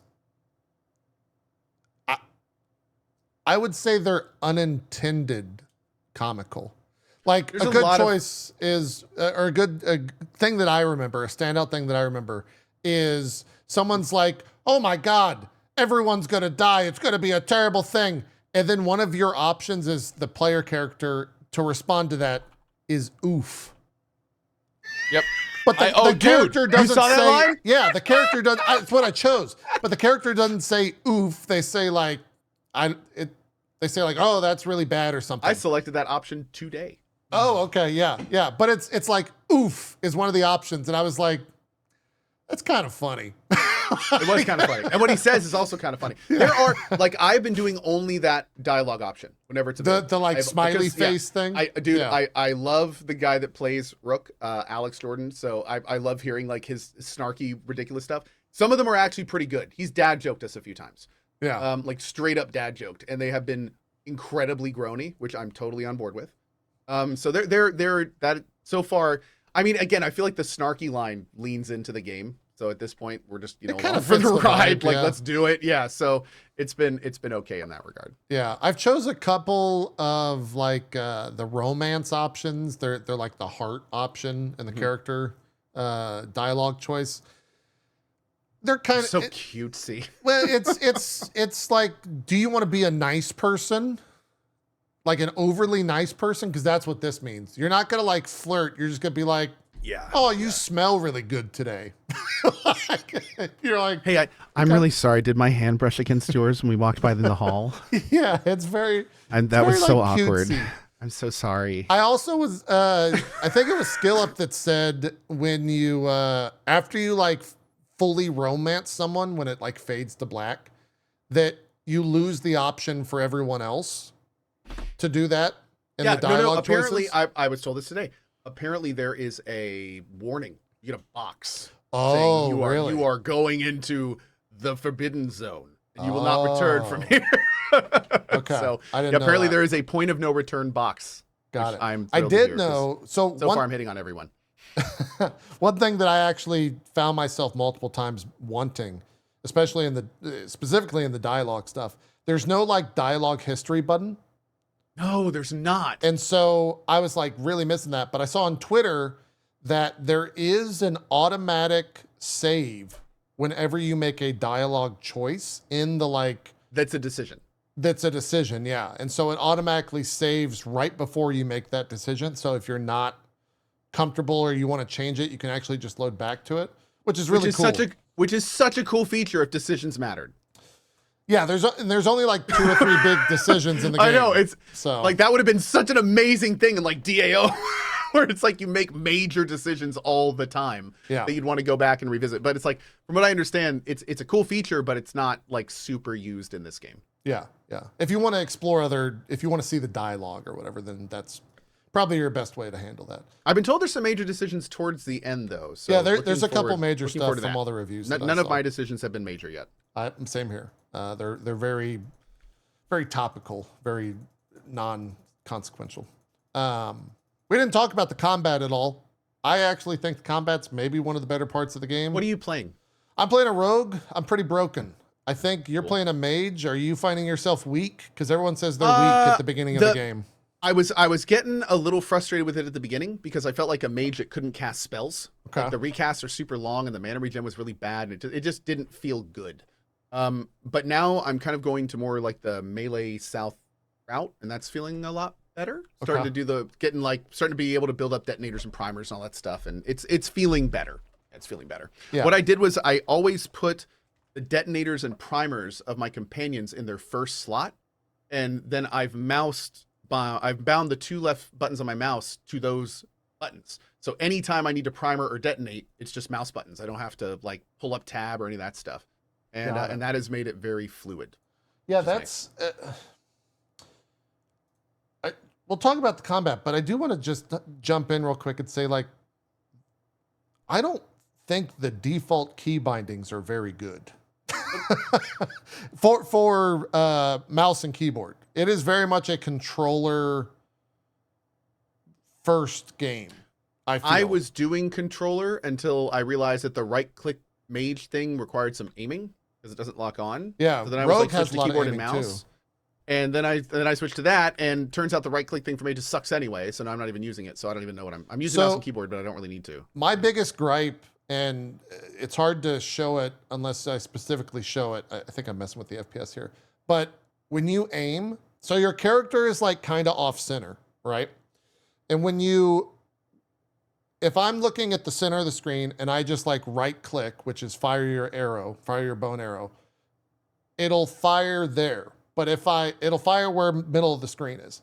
But if I right click and zoom in, it then shifts my reticule about 3 feet to the right. And it might have been doing that with the magic stuff as well. So it really pisses me off, to be blunt about. Like it drives me insane that there's this weird thing when it goes to aim. And I'm playing on Nightmare or whatever, so I can't toggle aim assist on or off. And so I don't know if it's that. I don't know if that's what's bothering it. It's just a weird thing that I had experienced. That is weird. That being said, I haven't died a single time. I don't know if that's because the game is easy or if Rogue is broken. I've died 3 or 4 times. Okay. Maybe. I don't get hit by, this is the combat for me. I stand as far as possible away and I hit them in the head with the bow for like 900 each shot. Like it's very strong. That's a lot of damage, JP. Yeah, it has like a charge thing to where you can unlock even like holding down the bow. I think the hardest I've hit with a headshot is like 1800 on a boss. I hit a headshot for 1800 or something like that. And it's just a normal bow attack. Like I don't really have any special abilities that are super crazy. I picked the wrong class. Yeah, so I don't know if it's like because the class is broken or if it's, I don't know. I have a bunch of skills that are specifically for the rogue archer. So like it bumps up the charge when you hold down. Basically what happens is it does this like the circle. When you go to aim, you can see it right there on the screen when it like has that white thing that goes in. You can do that I can do that up to 2 times, and each time it goes in, it's more damage. And so you just like charge the bow for a really long time and then pop a headshot. And it's good. I'm enjoying it. I'm only level 12 or 11 or something like that. I think you have to be 20 to unlock the like subclasses. Yep. Found that out. Mm-hmm. Yeah, I didn't read the fucking little node until I got right next to it. And it's like, you gotta be level 20. So. Yep. Exactly what I did. Yeah. I was very disappointed. Yeah, kind of sucks. This is where I learned what jump is on PC without a controller. Zeke, what would you think jump is on PC without a controller? What would you bind jump to? Zeke? J for jump. It has to be J, doesn't it? J for jump because it makes sense. J jump. That was really loud. Sorry, this is a topic for me. Well, Zeke, you're almost there because on the opposite side of the keyboard is F. F is jump. Oh, good. You know what spacebar is? Dodge. Okay. So I'm guessing shift is sprint still, right? Tell me. I honestly feel like that Twitter meme or social media meme where that person is putting blocks in. Block in, yeah. Like, yeah. But shift is still run, right? No. Why isn't shift run? Yeah. Why isn't spacebar jump? Dude, Why isn't it? This is me finding all that out, and I was just like, what are these keybinds, man? They just don't make sense. I will say this. The one reason I would think that's okay is because I'm pretty sure they added jump as an afterthought in this game. Like you almost never need to jump. And if you hold shift, it will do the exact same thing as jump unless you have like physical distance. Yep. Unless you have physical distance between, like you have to jump a gap. Then if you hold shift, it'll pull up on ledges and all the same stuff that jump. It'll auto climb if you're shifting. Auto climb. Oh. Yep. So I didn't even know there was a jump button until like 8 hours in. Weird. And I was really confused because like I kept getting skills and moves that were like perform a jump attack. So I thought you had to like run off an edge and then do it like when you were falling. I didn't realize you could just jump and do it. Yeah. But no, I didn't. Yeah, because everything works normally with shift. So yeah, it's a weird jump. But jump attacks are a thing, and there's a lot of nodes in the trees that actually alter jump attacks. So you can actually unlock things on companions that do jump attack stuff too. So yeah, you do. But that being said, like you dodge every single fight. Yes, multiple times. You do not need to jump at all, any fight. Yeah. So I kind of see why they'd make it space. I rebounded, but now I started playing on controller. I went controller to keyboard, and then I started on controller for day 2 or whatever. I think I'm probably going to stick with controller. I might go back to it, honestly.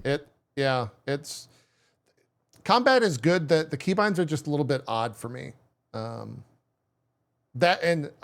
Combat for me is also, even though I just got the detonator or primer, which is like a pretty major part of the combat.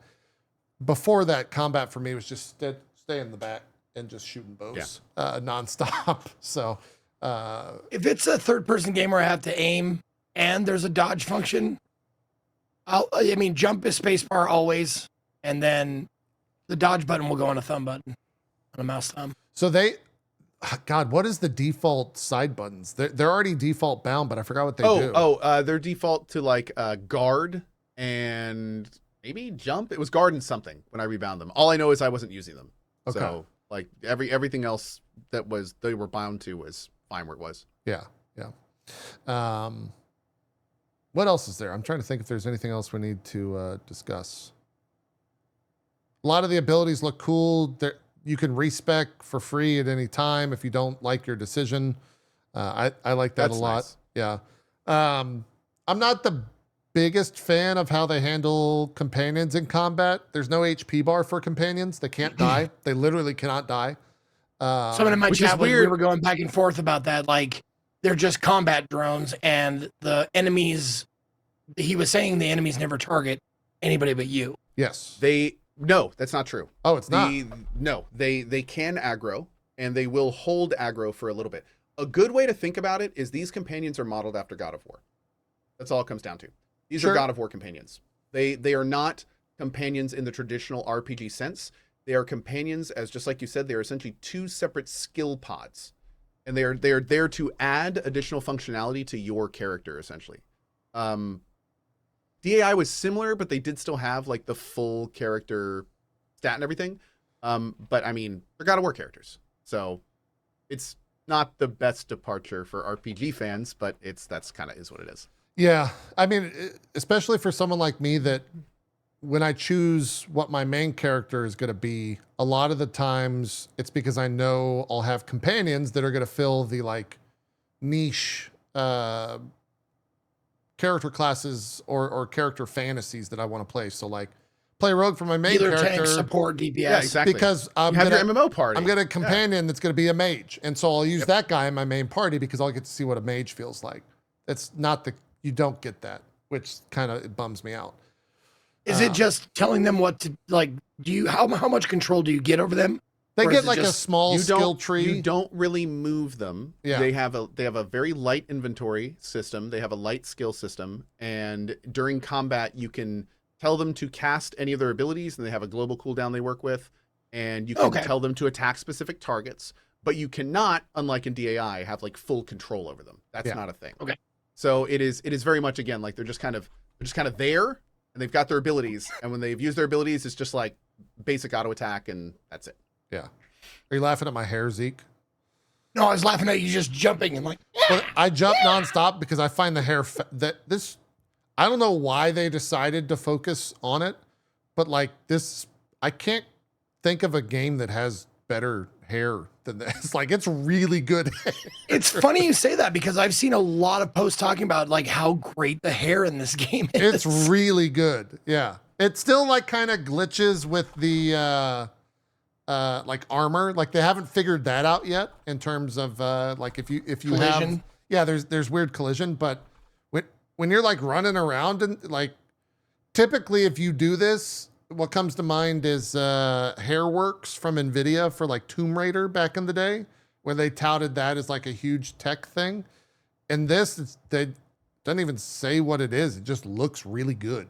And so I went with the biggest hair possible. I look like I'm fucking someone that lives in Dallas and I'm just blowing my hair out. No, it honestly, it's the devil's in the details sometimes, man. It reminds me of when I noticed in Hellblade, when I was looking at the main character and her dreadlocks, and there was like little flyaways on her dreadlocks, and I was like, that is a really cool touch, because that's what Yep. you know a lot of close-up dreadlocks look like, because they get like little broken hairs, and they've, you know, look at it. Look looks how great. crazy And it's going right here. I know it looks great. It's wild. It responds to so much. It's really, really impressive. I'm just whipping it back and forth in game. I do want to remodel my character though. My first take on my character, I'm not really super happy with. Yeah. Okay. But you can't change. that. You can't change race and you can't change class, but you can change the Or complete class. look of the character. Yes. Yeah. Yeah. You can't change the core class. Yeah. My character, even though you can't tell because her ears are completely hidden, she's an elf. And this is the tallest elf. So again, like Really? yeah. Really? Yeah. I wanted to be a tall character. I thought you were a tall dwarf. No, I'm an elf. That's why I was saying I don't like how I thought that's why your proportions were weird. No, this is the tallest elf you can make. It's really weird. That is really weird. Yeah. The other thing too, Wiggling your. I do it everywhere, dude. I do it everywhere. So you just like flick, you just do this. The other weird thing that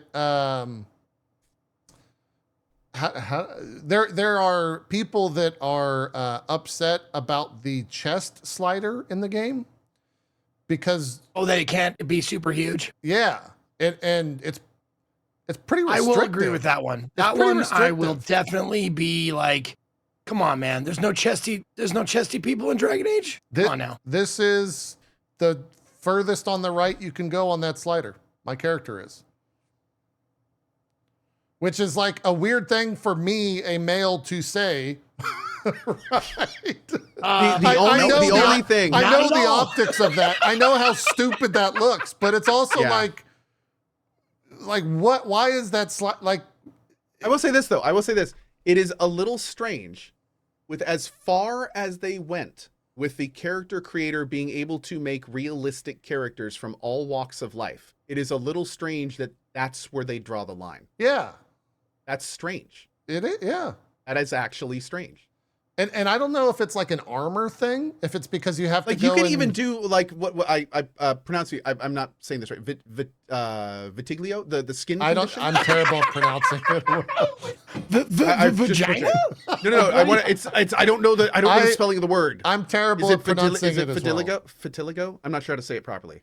I don't just totally either. butchered it. I'm terrible. But it's the skin Vitiligo. condition. It's the pigmentation-based skin condition. Yeah. You Yeah. can do Vitiligo. that in lots of different ways. Which like is they actually awesome. make it, which is awesome. Like that's Yeah. cool. But it's like, but then you can't have big boobs. Yeah. That seems a little strange. I'm like, I totally get the optics. 3 white guys talking about the boob That's really slider cool. on a fucking gaming talk show. I know that's stupid, but No, No. It's not For stupid. me- It's a fantasy game. it's You are weird creating a for me. fantasy character. Like more options is always better. Yeah. sure, absolutely. Yeah. It's just, I saw that. I was like, that's a weird one for me. That is a little strange. It's just a little strange. Yeah. So I still want to work on my character. The character creator is also like, I haven't quite fully, so they let you like choose. I spent like 90 minutes in it, which is actually a lot for me for a character creator. They have you choose like 3 heads in like this weird triangle thing. And then you can move around on kind of a triangle on I like, think I missed that. it's like the advanced thing. And so you like choose a subsection between those 3 defaults, like a morphing weird thing. And I haven't fully grasped how to do that yet. But I have seen online people have made like very attractive looking characters. So I know it's possible. I'm not that good at it yet. So I'm going to go back and probably do that today or tomorrow and check it out. I do think the character creator is very good though, apart from like a very minor few things in it. So trying to think if there's anything else. Combat is, we talked about that, talked about the writing. Story and writing are kind of one-on-one. Yeah. Just to talk about the guy in chat, there's definitely people who think, and I'm guessing JP gets this too, that we really don't like this game with how much we kind of knock it. No, yeah. But I think it's important that people understand that we talk about the things extensively that we don't like in games that we actually really like because we're invested in wanting to play them. Yeah. So like I don't when I talk about the stuff I don't like in Dragon Age, it's because I want it to be better. And I think it's important we talk about what we don't like. So hopefully the devs hear that from a player community perspective and they make the next game better. Like for instance, I really hope that the folks at BioWare are looking at the discourse behind this game and they're going, okay, we're working on Mass Effect 5. We need to have this influence us a little bit in what we do in this game. Clearly there is a course that we are going on, that there is a lot of people that they don't like it. So maybe we could in our own ways address that. Yeah. That's why we talk about it. That's why we're vocal about it. But we can still have fun and like the game and enjoy it. For me, I have yesterday I couldn't stream. I didn't have I had a sponsored stream that wasn't this at Friday night. I've been wanting to play this game nonstop. Like I'm really having a good time with it. I am so jealous that you have already beaten Metaphor. Yeah, I beat Metaphor. Like I'm having, like we could talk about I'm that sitting in a here sec, but grinding it, like just wanting to play it, but I can't go on because it's off stream. yeah, that's JP, how I feel about I'm in this the game. desert with 500,000 gold. I'm level 23 class. in the That desert. merchant class is really something, huh? I have streamed I have leveled in this desert for like 4.5 hours. Dude, that's I how want to play and I can't. I Is almost that why booted this every game time I up go last to a- night to play it.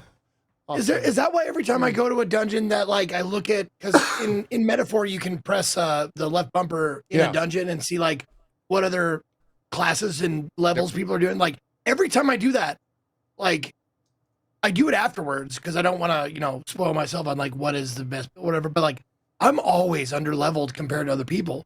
Is that why? Because I didn't spend enough time like Yes. grinding? Because I felt like I ground enough. Yeah. This game grinded. welcomes, promotes, and encourages grinding big time. Metaphor does. And with the not very overland attack system, now we can just transition to Metaphor. much. I Yeah, guess. let's talk Metaphor. As with the overland grinding system, dude, oh god, it's so nice. yeah. I wish this. But how do you? Did my you God, just so stay in the low, like the dungeon you just stay in that place because you don't want to waste days. So you just Yeah. beat Yeah, the you dungeon and just just stay stay there. there. Yeah. So like in the desert, How do you- walk, how do you get zone your- you zone into like- the desert, you clear everything, Oh you my zone God, back but- to the starting room, and then you go back in and all the mobs have respawned. And I that's how guess redundant works. I'm too low level then. I think is what it is because Do you have mage unlocked? like for the dungeons that I'm currently in because the things that I can because my MP because I'm playing a mage, my MP just like it's such a bitch to like go around and grind up your MP to get back up, Oh, yeah. Yeah, I mean, if there's not like a big because oftentimes in dungeons there's like a big group of things that you can just like go back yeah. Wait, and do wait. and like I feel like you are missing You're grinding something, the though. MP back, right? With the mage? Yeah. Killing the Yeah. overland mobs? Okay, cool. Great. Yeah. yeah So those the mobs you can kill without going into the fight. Yes, exactly. Cool. So that's the rule the rule is, Zeke, if you're That's how you 3 farm. levels over a mob, you can one-shot them out in the overworld. Right, I know that. Yeah. I know that. Okay. Yeah. But like I think I just went too far, too low level because like I'm now like going to dungeons that like I can do it to the mini mobs, but the other mobs are like a couple levels over me. Yeah. You just have to kind of grind it out and get. But past that's the that. thing, like grinding it out is like if you're a mage, it's a double fucking grind because it's like you use up all your MP on the mobs you have to fight. Yeah. and then there's not enough to like every like little mob you kill is like worth 1 MP. And when you have like 200 and some, it's just like, oh my god, what a fucking pain. Yeah. Little. Can I interject real quick? Something that someone linked in chat that's kind of important. What's that? We missed talking about this real quick. The tone in Dragon Age Veilguard. The game director of Mass Effect actually tweeted out that the tone of Mass Effect is going to be mature as it always has been. Yeah, I saw that. So yeah, I didn't actually realize he tweeted that. So apparently they are. It sounds like they may be aware of the commentary. Yeah, a bit. Sure. Okay. I mean, how can you not? That's good. Yeah, I mean, but it's good to directly acknowledge it, I think. Yeah, You know, without question. That's good. Yeah, they're setting expectations early on in that game, which is Be good. a little more amped for Mass Effect. Yeah. Just a little bit. Yeah. We'll see, of course, but we'll see. Right. Yeah, we'll see how that goes. A couple of years from now. Someone in chat. So you're saying the boobs are bigger? Really? That's all we care about on this show. That's okay. Right. There Oh, we and go. then, but we didn't even Drop talk frames. Asking the important questions. there is a bulge slider though in Dragon Age, yeah. There is. Yeah, there's a bulge slider. Is there? Yeah. Oh, okay. Yes, there is a bulge And- slider. But also, I heard can that you you have can't a go massive really bulge? big either. I mean, I guess it depends. How am I supposed to role play like real life then? I guess it depends what you consider big, you know? Go get the ruler and point to where big is on it. I'm talking like I want it to be comically big, you know? No. It's I want it to be like one of those I would have to be like comically big pencils. it's not comically big. Yeah. It's not Okay. comically That's big. too bad. Yeah. No. Whenever I make a character in any game, I like when they give you the character creator, if they give you not just the face but the body, like I go comic on everything. Like the boobs are comically big, the penis is comically big, the butt is like concave. It's like it's so small it that's another goes thing. butt. You can't have a big ass in this game. I tried to. I put the slider all the way to the right. I put the slider all the way to the left, and it was like actually going like. Wait a second. It was Time like out. curving inward, The and I was like, character "What?" we just saw had the largest butt and boobs available. The I'm- one you were just playing. Yes, I am 99% sure I went with the largest possible. Yeah. That's Why is there realism in my fantasy game? That's what I was saying. I was weirded out. I by need it.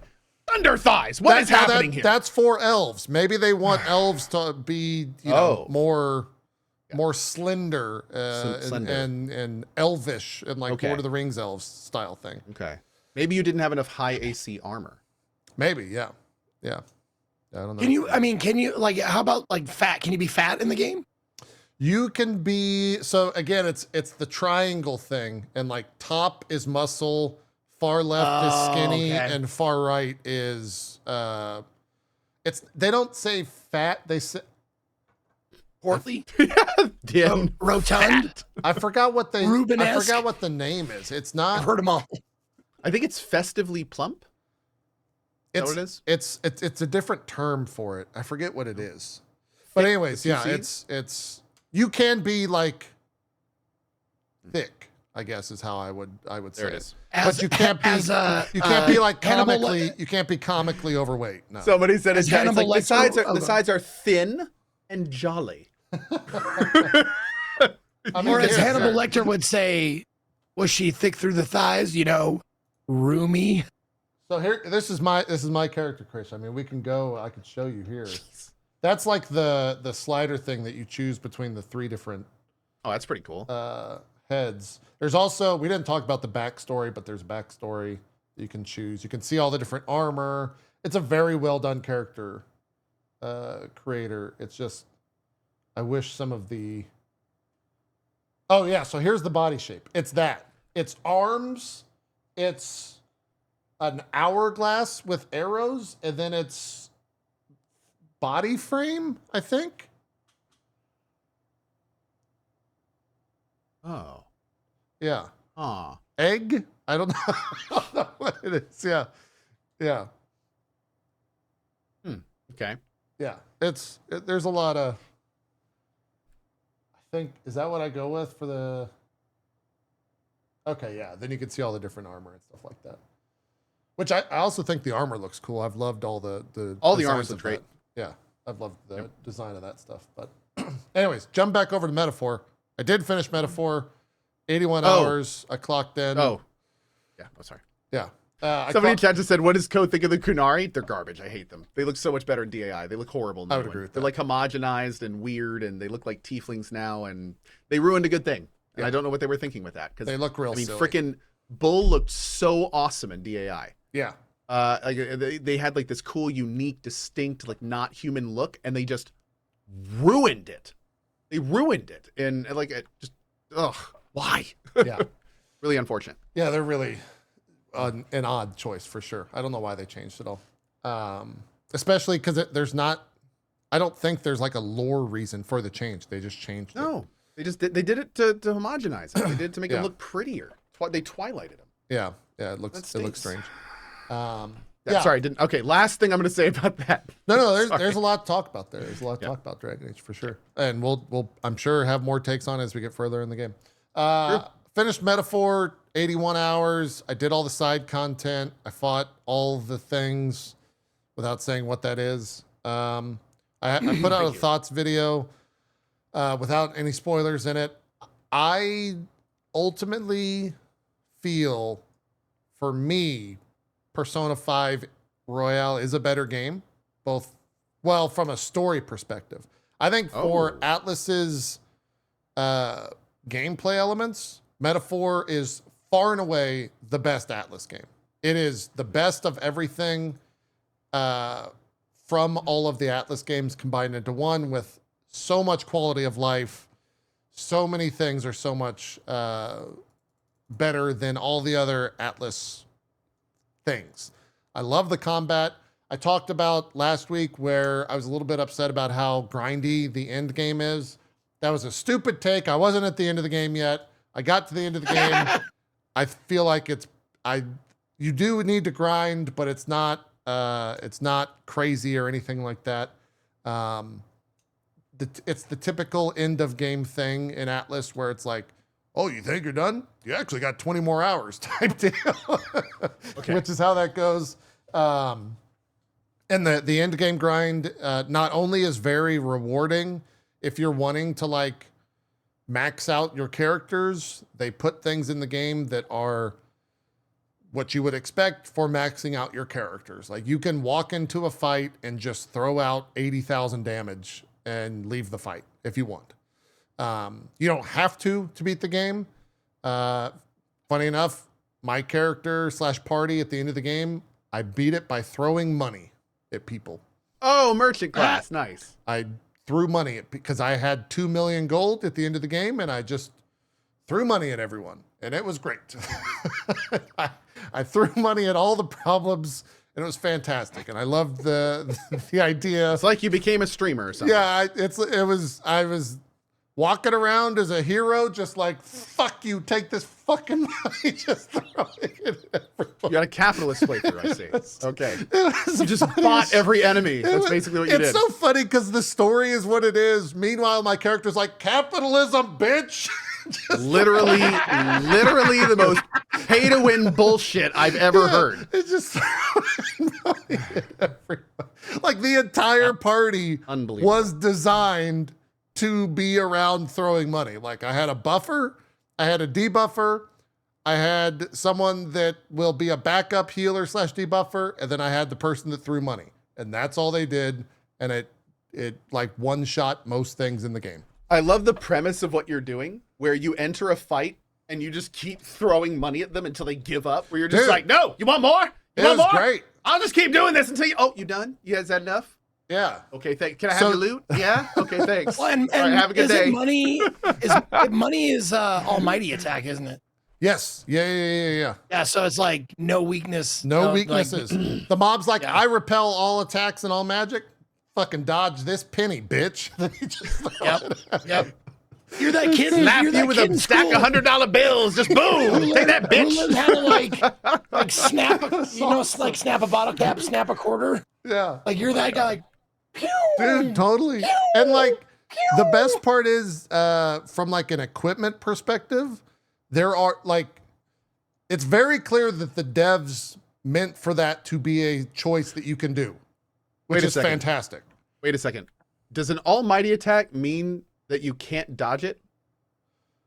No, No. you could still dodge it, but it has no weakness, or sorry, it has no resist or repel. So no one can resist money. Yeah, you can dodge it. No one. But you can't do anything. Yeah, like That's too real, man. by the end of that game, they give you so many options to just be overpowered in like the best way possible. So there is, you feel like you're at the end of an RPG and you're doing things with the characters in your party and just being like, fuck yeah, like I have spent 80 hours in this game. I am fucking powerful. And I really enjoyed that aspect of it. Even on hard, I had no issue at all. I think I had to reset on the final boss like maybe 3 times, if that. And then I like literally 4-shot the thing. So like with throwing money, because it crit for like 13,000 each time. Now, let me ask you this. Are you, like, I think it's because I'm probably under level, but like, if I get attacked outside, like, there are 3 ways you can enter combat. One is you can attack them enough and stun them. Yeah. 2 is you can just jump into combat with them so you get the first turn. And the 3rd is that they attack you without you knowing it. Yep.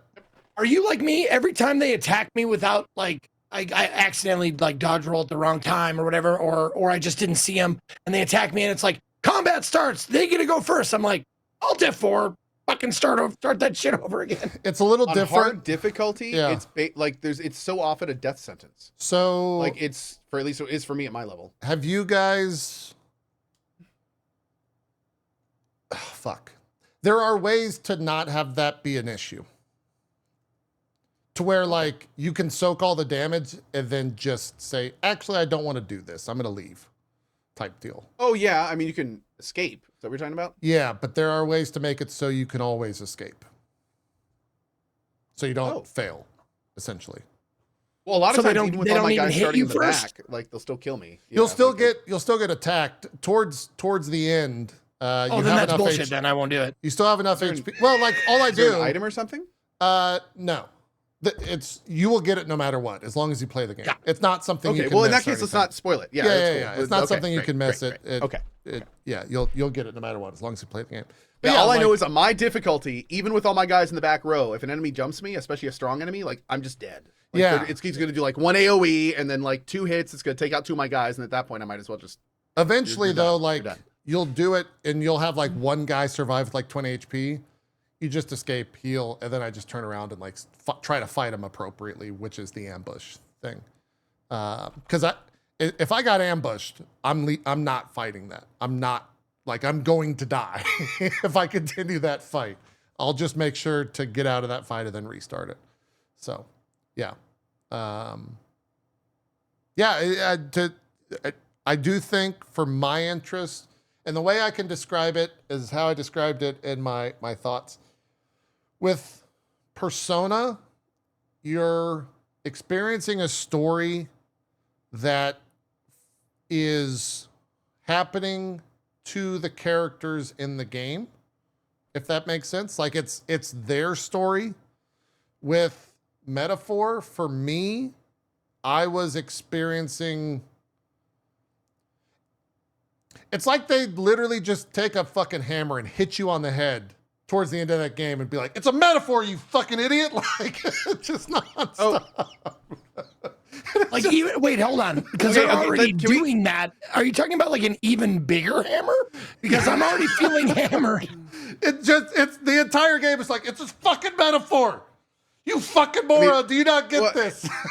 And for me, it was like too much. It was too much of a metaphor. Are you talking about the story thing they keep referencing? Just everything. Like the entire, Okay, I was going to say that the story thing at the beginning, I think, immediately sets the tone in terms of like what to expect from the game. I feel like, yeah, it like gets the tangents it puts forth become pretty, and then of course the concept of humans. And let me like say all that. this: it is purely, it is going to rely on the person playing it if you enjoy that or don't enjoy it. Like it is 1000%. You're either going to like it or you don't like it. For me, it was preachy almost. It almost got to a point of like Can we preachiness. like not talk about the ending too much? Is that okay? I'm just saying it was preachy. Like the whole game was preachy, not even. The ending. the whole. Oh, I thought we were talking about the ending. Yeah, Okay, yeah. okay, No, yeah, I'm not talking about the ending and all of it. It's just like it was preachy. Yes. And so after 80 hours of that, I was just like, yeah, I fucking get it. Like I understand that it was too preachy. I get what you're trying to say. But then there are I'm not gonna like say any specifics, but then there are moments in the game like this is one of those rare games that I actually like. I was playing and I was reading the lines because not every line is voice acted, but like I was reading the lines in one of the cutscenes and I actually like teared up and like right, it's gonna hit differently for different people. Yeah, tears rolled down for certain parts, and I was just like, wow, it's rare when a game actually has that sort of impact. Yes, and there are a lot of smaller stories within the game that did that for me without question. Yeah, but like as a game, it was too on the nose. And I also think too that at least here in America, being that we're 2 days from the election, that actually like yeah, like the entire time I'm playing it, I'm just like, Jesus. A lot of parallels. There's so many parallels. Yeah. So, yeah, like I'm curious if that's why it felt the entire time I'm just thinking like, yep. Nope. I know. Okay. That's wild because they're not, this is from a Japanese person. It's crazy. That's way too fucking real type. Yeah. Yeah. Yeah. Yeah. So there's a lot of it. It's on the nose pretty frequently. yeah. Yeah. But that being said, I put 81 hours into it, like I've mentioned multiple times, and I don't regret a second. It was fantastic. I enjoyed the combat. The story, while I am very critical of it, I did not enjoy it. It was still something I'm glad I played through. And I highly recommend one of those, it. I highly recommend it. It's one of those games that like it's worth more than the sum of its parts. Or the sum of its parts is worth more than I don't know how the actual thing goes, but like it's the side stories that are really have it's the whole, not the sum of its parts. Yeah. There you go. Thank you. Yeah. That might be it. I don't know. It's the overarching thing is very on the nose. It's very, in your face, very metaphorical. Yeah. But the side You stuff said the thing. The side stuff is very there's a lot of gold there. Yeah. There's also the other thing too, and I thought about this because I was pushing to finish the game before Dragon Age. Like I was doing very long streams to grind out Metaphor to be ready for Dragon Age.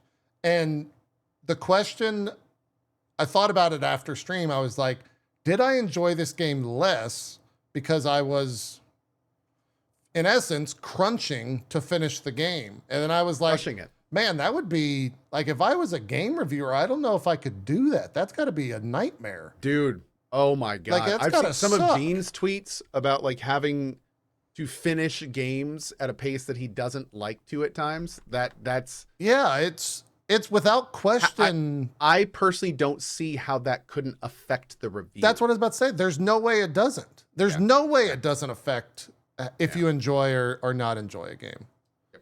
Like it. I mean, even Skilla is clear in his DAI review or DAV review that he was in it for like the first 20 hours and then up to 40, it got like really hard and he was just not liking it by the end. And it's like to enter the ending, not having a good time, but being like, I'm a reviewer and need to finish this. Yeah. Like that has to make you feel worse about it at the end, especially if it didn't give you like more than you were expecting. Right. So I don't know, man. I don't envy them. That's for sure. It's really, for me, it's going to be super telling because this week, the Final Fantasy VII remake machine comes out and I'll be finishing that game for the first time. And when I was playing that game at where I'm at in that game, it was very much like, this side stuff is kind of a slog. Like I'm kind of starting to fall out of love with this game. But now I haven't played it for 4 months, right? Or 5 months. So I'm pretty excited to go back to it. I have a renewed interest now because it's going to look better. So am I going to enjoy that game now more? And that's going to affect where it is on my game of the year? Like, probably. I don't, it's a weird thing to consider that I haven't really thought about critically until I was like finding myself grinding Metaphor for like 12 plus hour streams.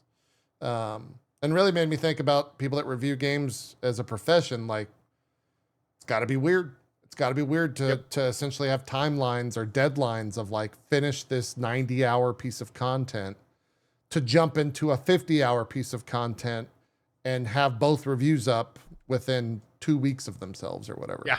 It's one thing for us as streamers to have games that we feel pressured to finish, but it's another thing to have a deadline. And if you don't hit it by that deadline, you will not make money on their project. Like, that is a very different feeling and thing. Yeah. Without question. Yeah. And I can't even imagine too, because a lot of times you're beholden to the publisher or devs on when you get that key. Yep. And if you get that key like 3 days before the game comes out, then you got to deal with the fucking internet being like, well, the guy didn't even finish the game. How could he give it he gave it a 9.2. It's clearly a 9.4. I'm going to send this guy death threats. Like, that's fucking shit that happens. It's wild. And that escalated, but you're not wrong. I'm not wrong, man. Yeah, People think that way. Like, it's really fucking crazy. It's crazy to think about that. While work isn't always fun. Oh, okay. Meister Nez brings up an interesting point. He says, do you have to finish the game in order to write a review? So yes, that's true. You would think that they have to because they are reviewing the whole product. So that's the thing. So yes, even if they don't want to, even if they're not having fun halfway through, even if they're not enjoying themselves, they have to force themselves to finish it so they can talk about the ending and how long it took and all that kind of stuff. Yeah. So it just goes even more into like that. Oh God, imagine if you like reviewing games and you don't like most of the games you're reviewing. Like, that sounds terrible. Yeah. Yeah. Or someone can't play a game, so you're forced to play a game that you don't want to play. And yeah. Again, like not envious. I saw a comment where like work isn't always fun. What a realization. I think that's like a really bad take. It's different when your work is literally judging if something is fun. Yeah. Like you're like the point of the work is to identify and decide if it's worth people to play. So like, I don't know that. I agree with that. And also it's one thing to like, well, there's something to be said for objectivity as well, I guess. So I don't know. There's two sides to that. Well, you don't sign up to review games with an asterisk next to that. That's like, you will receive death threats for poor game reviews. Like, that happens so often on the internet. If you give a certain game that has a fan base one score lower than the majority of scores, then you become the odd man out, and then you get fucking dogpiled on. That is never okay. That shouldn't be in any industry a part of a job. So when people are like, oh yeah, jobs are hard. Okay, I'm sorry you didn't scan that person's groceries fast enough. How about we're going to kill you and your family now? Like, that's what happens. Like, that's not a proper reaction. That's stupid. What? that's Today is one of those shows where there's so many things that can be taken out of context. It's just like, I'm sitting here like thinking like just that line you just said is going to be the LSF clip. That no context, nothing. Yeah, it's crazy. It's crazy. It's like they're playing games, guys. Someone in my chat was just like, "What a time to get here!" Yeah. Like, well, it's been wild today. But the thing is, Cat, I just joined. Is JP threatening someone? The difference is that's what happened when I worked at the grocery store. You can't fuck up, man. You can't fuck up. The difference is you're anonymous when you're doing it on the internet. Yeah. Right? Like, I know that I've thought some pretty horrible things in traffic when road raging, and I've said them out loud to myself. But if I was talking to that person to their face, I'd be more forgiving. I pick my words more carefully. But I'll tell you this: like, I have been in traffic and said like some of the stuff you read on Twitter, like, oh, how could they even think or say that? Like, I've thought or said those things. Definitely. I Zig looks in the camera. Have you ever thought of that? I am that guy. I can't. I am that guy. That's me. I'm going to rely on the two of you to tell me what this person is saying. JP not realizing how out of touch he is sounding. That is to your commentary where if they should have taken just that line, it would have sounded like your grocery commentary would have been very out of touch. But that's the thing. Contextually, It sounded fine. But if you just take that line, it sounds like you're making fun of people that scan groceries, and that comes off very poorly. Gotcha. So that was the point. Yeah, that was the.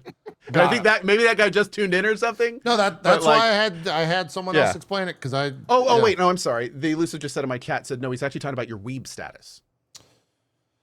Well, I'm just going against the propaganda that's being pushed, the machine that's being pushed on me from my surroundings and my environment that's pushing me into this untrue narrative. To weebify you. Yeah, to weebify me, that you watch One Piece every night. We have a car waiting for you outside. Will you agree here and now to get in the car? I loved how everything just got dead silent. Got real. It got real. He's like, wait, I do watch One Piece. It got real.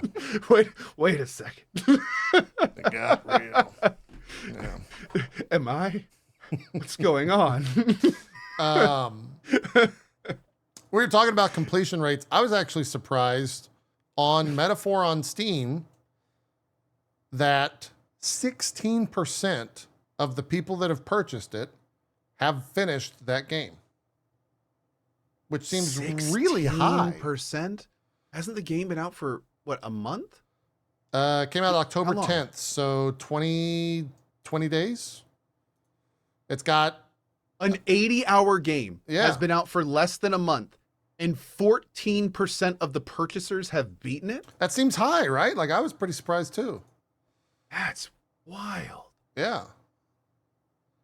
That's wild. That's super high. That's crazy. Most of the time it's single digit, right? Oh, what's Baldur's Gate right now?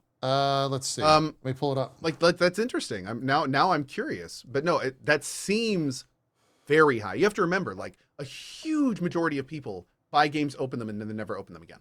We're talking like double digits. Like that's like a normal thing. So complete the game in tactician mode is 4.9%, but that's tactician mode. Maybe that's tactician. That's pretty hard. Is there like a beat the game on normal difficulty? I think there's a kill or complete a final quest you could look at. Okay, let's see. Just people that have already cleared New Game Plus a few times. Oh, I'm sure. Yeah, I'm sure that there's always going to have the power gamers. But the thing I think we're most surprised about is how many people have finished the game. Yeah, it's just a high percentage. That seems to be a pretty high percentage. I can't find it. Like, it only has the tactician. I figured if you beat it on tactician, it would unlock the other difficulties, but I don't think it does. So, at least at the Steam list that I'm looking at, which is like my own achievements. I don't know. I'm sure someone in chat said, oh, people are saying 22%, 22.8. Oh, wow. All's well that ends well is 22.8%. Okay. Yeah, that's pretty high too, I would say. Yeah, I would say that's also very high. That's what we'd have to kind of like start looking at other games. I'm kind of interested now. Like, I wonder how many people have like finished God of War and all that kind of stuff. But then we'd of course have to look. I think the thing that makes that most impressive is the fact that it's an 80-hour game, and we're like 20 days out. Yeah. And 15% of players have beaten it. Yeah. That's pretty cool. Like, that's hours and hours of games a day for most of those people, and that's. I mean, I think that says a lot about the game. Yeah. Yeah, for sure. By the way, I gotta go at 4 today. Yep. Yeah, I was looking at Elden Ring. Achieve the Elden Lord ending, 23.7%. So that's pretty high too. Maybe that's not that high. I don't know. Well, I think again, exactly what you just said. Yeah. Caveats in there. I'd be interested to see that with the time and everything. Yeah. It's also important to mention that those two games. Well, I don't know how long a main story Baldur's Gate run would be, but a main story Metaphor run is like what, 50 minimum? It's like, it has a pretty high floor for a basic run, I'd say. I would say so as well. All right, cool. That's our show. I'm sure we'll be talking more Dragon Age next week. Co and I will be spending more time with it. Zeke, we're gonna check in with you, see what you've been playing as well. I promise that'll happen next week. A lot to talk about this week. Yeah, a lot of big stuff. We got the PS5 Pro coming this week. Game releases are November is pretty back end heavy, so we kind of got like a 2-week. And then early December. Yeah, 2-week break, I guess, in the action for big releases. So it'll be a good time for catch up on all these big games that have come out. Stalker 2, 17 days. Oh man. Yeah, Stalker 2 is the next one. Mario and Luigi Brothership, if you want to check that out. Farming Simulator 2025. That's on the 12th. Barry will be thrilled. New Astroneer update on the 13th. Lego Horizons on the 14th. Microsoft Flight Sim 2024 on the 19th. And then Stalker 2 on the 20th. Yeah. And then December 6th is Path of Exile 2, Early Access, Marvel Rivals, and Indiana Jones. And that'll kind of round out the year. So we'll be covering all that and more. Let's do some shout outs and we will call it a show. Co, why don't you start us off so you can get out of here? Absolutely. Hi, everybody. My name is Ko. Hi, as always, thanks to JP and Zeke. Another fun show. I am now streaming Dragon Age, Factorio, and Metaphor. And you're probably going to see... Oh, we didn't get to talk about the Factorio expansion. Next time. You'll probably see a lot of those games this week. We also have some sponsored stuff here and there, but it will mostly be those. Also, as a quick reminder, I am now streaming on YouTube every day. It goes live pretty much when I do on Twitch. It's at 144060. We actually have a web page set up that you can go to that's YouTube on the left and Twitch chat on the right, so you can get the best of all worlds. But yeah, it's a much higher quality. There's no buffering. It's fantastic. So if you want to stop by and check it out, you can do that whenever I'm live at 8 a.m. every day. And as always, thank you for watching. And see you next week. Fantastic. Zeke, do some shout outs. Yo, what's up, everybody? Thank you guys. Thank you guys for watching. Thank you, Ko and JP, for being my co-host. My name is Ezekiel III. You can find me at /Ezekiel_III on Twitch, Twitter, and YouTube, and Ezekiel III, all spelled out, on Instagram and TikTok. I broadcast usually every day at 1 p.m. Eastern, 10 a.m. Pacific, except for Mondays. I take Mondays off. So if you want to come catch me, I will be back on Tuesday. What am I playing? I'm not sure. I did start a run of Alien Isolation for Halloween. Might continue that. Might do something else. I'm not sure yet. But it's always a gamble when you tune into my stream, whether I'm playing something weird, wild, horrific, whatever. So if you want to come out, come on out. Also be drawing the If Then winner if you were here for that on Saturday. But yeah, thanks for joining us. That's all I got. Thanks for watching. Fantastic. Hi, I'm Out of Touch and apparently a weeb. And my name, all friends. No lies detected. That's and I really care about the boob slider as well. And my name is JP. I'll be streaming some more Dragon Age after this.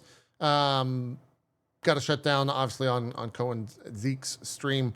Get all those ads running. What are we doing? I think I have a sponsored stream tomorrow for something, but I'm forgetting what it is. Basically, I'm going to be finishing Dragon Age, and then we'll go from there. I don't really have any other big playthroughs planned. I just wrapped up Metaphor, thoughts videos up on YouTube, where you can find this video as well over at youtube.com/itmeJP. I'll let you guys know when and if we decide to start streaming this on YouTube. It really just comes down to me figuring out, I guess, one, if I want to, and two, how exactly that's going to be taken care of. How are you actually, Ko, I know it's 3, how are you handling YouTube? Are you streaming to Barry and he's splitting to everything else? Nope, I'm using Item Multistream. Okay, so you're using the multi-stream plugin. Or the multi-stream OBS plugin. And it's pretty great. Okay, gotcha. I'm using two OBSs still, so I've heard that, especially when you start getting into more advanced stuff, that you're gonna get quality loss on the double render. On the single PC with the, okay, all right. Because OBS is just not designed for dual rendering, especially when you start doing it at different resolutions. But Adium's working fine. I'm getting nothing but like rave reviews. I'm having long timers be like, this is the biggest tech change you've made since I've been watching you, and I've been watching you 10 years. Yeah. So Yeah. like, yeah, I don't know about you, but like I got constant people telling me your stream's buffering when you're not dropping frames, error 2000 all the time. So now whenever that happens, I just go, oh, just go watch on YouTube or open this page and it's YouTube on the left Yeah. and Twitch chat on the right. Yeah. And so many people have been like, holy shit. What bit rate are you Amazing. streaming to YouTube at? 24K. Okay, same as me. Yeah. Cool. Yeah. So, but I'm only working at 1440 though. So, Yeah, same. and actually, no, I think Barry dropped me a little, but yeah, it's whatever it is, it's working great. Cool. Cool. All right. That's that. Sorry for getting into the tech there at the end, chat. We're out of here. Thanks everyone for watching. We'll see you next week for more. Bye-bye.